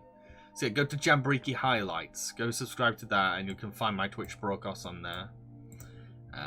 Where was I? "It's like this," he said. "When you go after honey with a balloon, the great thing is that not let the bees know you're coming. Now, if you're going to have a green balloon, they might think that you are only part of the tree and not notice you. And if you have a blue balloon, they might think you are only part of the sky and not notice you. And the question is, which is most likely?" Won't they notice you underneath the balloon?" you asked. "They might or they might not," said Winnie the Pooh. "You can never tell with bees." He thought for a moment and said, "I shall try to look like a small black cloud that will deceive them." "Then you better have the blue balloon," you said. And it was so it was decided. Well, you both went out with the blue balloon, and you took your gun with you just in case. I don't remember Christopher Robin having a gun. I'm hoping it's a toy gun, just in case, as you always did. And Winnie the Pooh went to a very muddy place that he knew of, and rolled until he was black all over. And then, when the balloon was blown up as big, and you and Pooh were both holding on to the string, you let go suddenly, and Pooh Bear floated gracefully up into the sky and stayed there, level with the top of the tree and about 20 feet away from it. "Hooray!" you shouted. "Isn't that fine?" shouted Winnie the Pooh down to you. "What do I look like?" "You look like a bear holding onto a balloon," you said. "Not," said Pooh anxiously, "not like a small black cloud in the blue sky." "Not very much." "Oh, well, perhaps from here it looks different, and as I say, you can never tell with bees." Lissy says, "We did have a Winnie the Pooh horror film, so why not a crossover with it?" So this is Christopher Robin is packing heat. There was no wind to blow him nearer to the tree, so there he stayed. He could see the honey, he could smell the honey, but he couldn't quite reach the honey. After a little while, he called down to you. "Christopher Robin," he said in a loud whisper, or it'd be more like, "Christopher Robin!" "Hello?" "I think the bee suspects something." "What sort of thing?" I don't know, but something tells me that they're suspicious. Perhaps they think that you're after their honey. It may be that. You never can tell with bees. There was another little silence, and then he called down to you again. Christopher Robin! Yes? Have you an umbrella in your house? I think so. I wish I could bring it out here and walk up and down with it and look up at me every now and then and say, tut, tut, it looks like rain. I think if you did that, it would help the deception which we are practicing on these bees. Well, you laughed to yourself, silly old bear. But you didn't say it out loud because you were so fond of him and you went home for your umbrella. Oh, there you are, called Winnie the Pooh as soon as he got back to the tree. I was beginning to get anxious. I've discovered that the bees are now definitely suspicious. Shall I put my umbrella up, you said? Yes, but wait a moment. We must be practical. The important bee to deceive is the queen bee. Can you see which is the queen bee from down there? I like how that I've ended up voicing Pooh a bit like my own character Henson. No. A pity. Well, now if you walk up and down with your umbrella, saying "tut tut," it looks like rain. I shall do what I can. I shall do what I can by singing a little cloud song, such as a cloud might sing. Go. So while you walked up and down and wondered if it would rain, Winnie the Pooh sang this song. How sweet to be a cloud floating in the blue. Every little cloud always sings aloud. How sweet to be a cloud floating in the blue. It makes him very proud to be a little cloud. Listy, in the original illustration, I'm sure CR's gun is one of those ones with a cork string. I was thinking that actually, yeah. The bees are still buzzing as suspiciously as ever. Some of them indeed left their nests and flew all around the cloud as it began the second verse of the song, and one bee sat down on the nose of the cloud for a moment and then got back up again. Christopher, oh, Robin, called out the cloud. Yes? I have been thinking, and I have come to a very important decision. These are the wrong sort of bees. Are they? Quite the wrong sort, so I should think that they would make the wrong sort of honey, shouldn't you? Would they? Yes, so I think I should come down. How? Winnie the Pooh hadn't thought about this. If he let go of the string, he would fall, bump, and he didn't like the idea of that. So he thought for a long time, and then he said, Christopher Robin, you must shoot the balloon with your gun. Have you got your gun? Of course I have, you said. But if I do that, it will spoil the balloon, you said. But if you don't, said... Wait, sorry, the punctuation is really weird in this copy. But if you don't, said Pooh, I shall have to let go, and that would spoil me. When he put it like this, you saw how it was, and you aimed very carefully at the balloon and fired. Oh! Did I miss? You asked. You didn't exactly miss, said Pooh, but you missed the balloon. I'm so sorry, you said, as you fired again, and this time you hit the balloon and the air came slowly out, and Winnie the Pooh floated down to the ground. But his arms were so stiff from holding onto the string of the balloon all that time that they stayed up straight in the air more than a week, and whenever a fly came and settled on his nose, and he had to blow it off. And I think, I'm not sure, but that is, he was always called Pooh. I think that was why he was always called Pooh. Is that the end of the story? Asked Christopher Robin. That's the end of that one. There are others. About Pooh and me. And Piglet and Rabbit and all of you. Don't you remember? I do remember, and then when I try to remember, I forget. That day when Pooh and Piglet tried to catch the effalump. They didn't catch it, did they? No. Pooh couldn't because he hasn't a brain. Did I catch it? Well, that comes into the story. Christopher Robin nodded. I do remember, he said. Only Pooh doesn't very well, so that's why he likes having it told to him again, because then it's a real story and not just a remembering. That's just how I feel, I said. Christopher Robin gave a deep sigh and picked his bear up by the leg and walked off to the door, trailing Pooh behind him. At the door he turned and said, Coming to see me have my bath? I didn't hurt him when I shot him, did I? Not a bit. He nodded and went out, and in a moment I heard Winnie the Pooh bump, bump, bump going down the stairs behind him. Did people enjoy that story? I was like, bro, that actually makes sense more than bees having a-holes. I was about to see CR shooting the balloon, I mean. Ooh, that felt very nostalgic. Soda, the story structure is a bit all over. Kinda, sorta. It's a little tricky to like work out who's talking sometimes. I will admit that. it's a little tricky to like work out. Oh, he's talking? It's Christopher Robin talking to his dad or something like that. It's a little tricky. I don't remember it being like this, if I'm honest. It's a little different to what I remember. Okay, we will do one more story. And then I need to head off, because it is pretty much reaching midnight now. So, let's have a look at the next story. The next story is Chapter 2, in which Pooh goes visiting and gets into a tight place. Oh, classic story.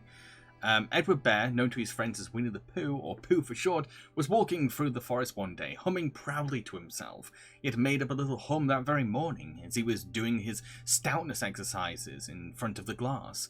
Tra-la-la, tra-la-la, as he stretched up as high as he could go, and then tra-la-la, whelp, la, as he tried to reach his toes. After breakfast, he had said it over and over to himself until he had learnt it off by heart, and now he was humming it right through, properly. It went like this: tra-la-la, tra-la-la, tra-la-la-la, rum-tum, tiddle-hum-tum, tiddle-iddle, tiddle-iddle, tiddle-iddle, tiddle-iddle, rum-tum, tiddle-um. Well, he was humming this hum to himself and walking along gaily, wondering what everybody else was doing and what it felt like being somebody else, when suddenly he came to a sandy bank, and in the bank was a large hole. "Ha!" said Pooh. "Rum-tum, tiddle-tum. If I know anything about anything, that hole means rabbit," he said. "And rabbit means company," he said. "And company means food, and listening to me humming, and such like rum-tum-tiddle-um." So he bent down and put his head in the hole and called out, "Is anybody home, home, home?" There was a sudden scuffling noise inside the hole, and then silence. "What I said was, is anybody home?" called out Pooh very loudly. "No," said a voice, and then added, "You needn't shout so loud. I heard you quite well the first time." "Bother," said Pooh. "Isn't there anybody here at all?" "Nobody." Winnie the Pooh took his head out of the hole and thought for a little and thought to himself, there must be somebody there, because somebody must have said nobody. So he put his head back into the hole and said, "Hello, Rabbit, isn't that you?" "No," said Rabbit, in a different sort of voice this time. "No." "But isn't that Rabbit's voice?" "I don't think so," said Rabbit. "It isn't meant to be." "Oh," said Pooh. He took his head out of the hole and had another think, and then he put it back and said, "Well, could you very kindly tell me where Rabbit is?" He has gone to see his friend Pooh Bear, who is a great friend of his." "But this is me," said Bear, very much surprised. What sort of me?" "Pooh Bear."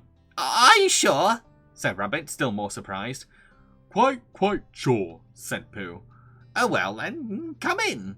So Pooh pushed and pushed and pushed his way through the hole, and at last he got in. "You were quite..." Sorry, wrong character. "You were quite right," said Rabbit, looking at him all over. "It is you. Glad to see you." "Who do you think it was?" "Well, I wasn't sure. You know how it is in the forest. One can't have anybody coming into one's house.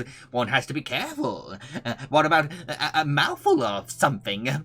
Oh, sorry, wrong tone. "What about a mouthful of something?" Pooh always liked a little something at 11 o'clock in the morning, and he was very glad to see Rabbit getting out of the plates and mugs. And when Rabbit said, honey or condensed milk with your bread?" he was so excited that he said, "Both." And then, so as not to seem greedy, he added, "But don't bother about the bread, please." And for a long time after that, he said nothing, until at last, humming to himself in a rather sticky voice, he got up, shook Rabbit lovingly by the paw, and said he must be going on. "Must you?" said Rabbit politely. "Well," said Pooh, I could stay a little longer if you... And he tried very hard to look in the direction of the larder. As a matter of fact, said Rabbit, I was going out myself directly. Oh, well then, I'll be going on then. Goodbye. Well, goodbye if you're sure you won't have any more. Is there any more? Asked Pooh quickly. Rabbit took the covers of the dishes and said, No, there wasn't. I thought not, said Pooh, nodding to himself. Well, goodbye. Must be going on. So he started to climb out of the hole. He pulled with his front paws and pushed with his back paws, and in a little while his nose was out in the open again, and then his ears, and then his front paws, and then his shoulders, and then... Oh, help! Said Pooh. I better go back. Oh, bother, said Pooh. I shall have to go on. I can't do either, said Pooh. Oh, help and bother! Now, by this time, Rabbit wanted to go for a walk too, and finding the front door full, he went out by the back door and came around to Pooh and looked at him. Hello? Oh, sorry, it is Rabbit, yeah. Hello? Are you stuck? He asked. No, said Pooh carelessly, just resting and thinking and humming to myself. Here, give us a paw. Pooh Bear stretched out a paw, and Rabbit pulled and pulled and pulled. Oh! You're hurting! The fact is, said Rabbit, you're stuck. It all comes, said Pooh crossly, of not having front doors big enough. It all comes, said Rabbit sternly, of eating too much. I thought at the time, said Rabbit. Only I didn't like to say anything, said Rabbit. That one of us has been eating too much, said Rabbit, and knew it wasn't me. He said, Well, I shall go and fetch Christopher Robin. Christopher Robin lived at the end of the forest, and when he came back with Rabbit and saw the front half of Pooh, he said, Oh, silly old bear, in such a loving voice that everybody felt quite hopeful again. I was beginning to think, said Bear, sniffing slightly, that Rabbit might never be able to use his front door again, and I should hate that. So should I, said Rabbit. Use his front door again, said Christopher Robin. Of course he'll use his front door again. Good, said Rabbit. If we can pull you out, Pooh, it might push you back. We might push you back. Rabbit scratched his whiskers thoughtfully, pointed out that once Pooh was pushed back, he was back, and of course nobody was more glad to see Pooh than he was. Still, there it was. Some lived in trees, and some lived underground, and... You mean I'd never get out, said Pooh. I mean, said Rabbit, that having got so far, it seems a pity to waste it. Christopher Robin nodded. Then there's only one thing to be done, he said. We shall have to wait for you to get thin again. How long does that take? Asked Pooh anxiously. About a week, I think. But I can't stay here for a week. You can't stay here all night, silly old bear. It's getting you out, which is so difficult.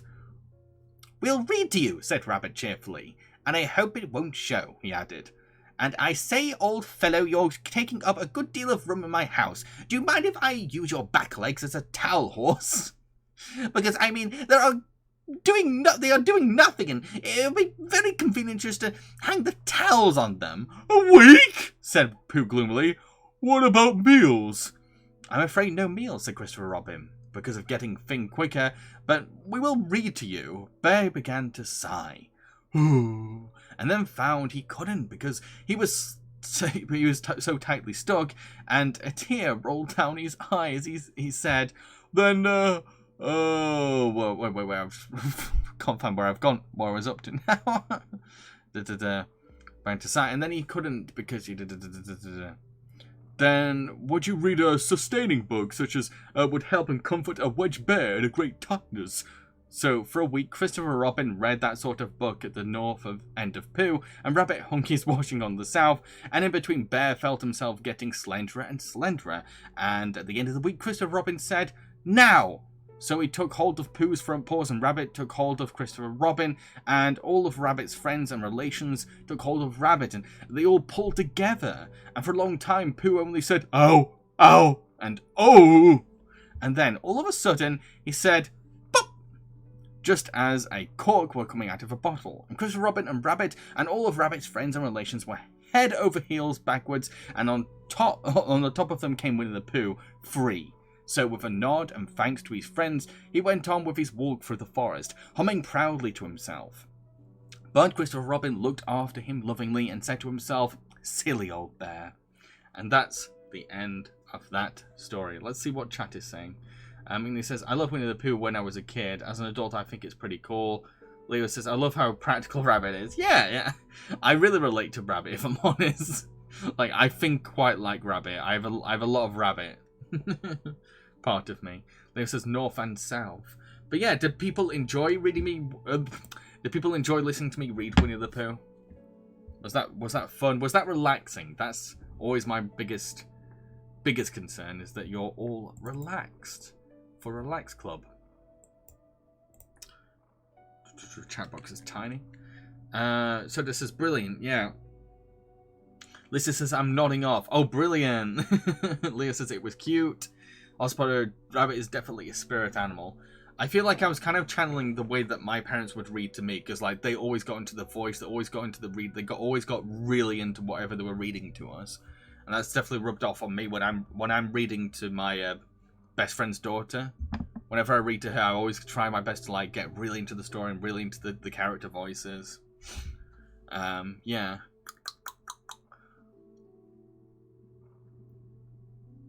Leo says, I know I'm relaxed, close to sleeping.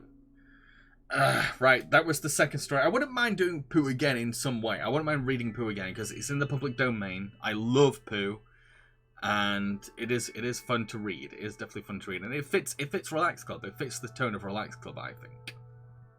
But yes, I hope you enjoyed this Slumber Party stream. My question to you is, which was your favorite part of the stream and why? I want to hear that. I would like to hear that. What part did you have the most fun during, or were you the most relaxed? I'm curious to know. Which was the most popular segment. Soda says that's a quote to be taken out of context. McNeely, I enjoyed. Favorite part was the Superman one and the life game. Cool. Leo, hard to say. I will say the antics with Yellow gave me so many laughs. I'm glad. I feel like I need a villain in some of my streams. Sometimes I need some kind of antagonist or rival, someone to go up against. Brings out the worst in me. Soda, I enjoyed the cartoon watch along. McNeely, see you, Jambareeqi. Love your review episode series. See you, McNeely. I'm trying to think which segment did I enjoy doing the most.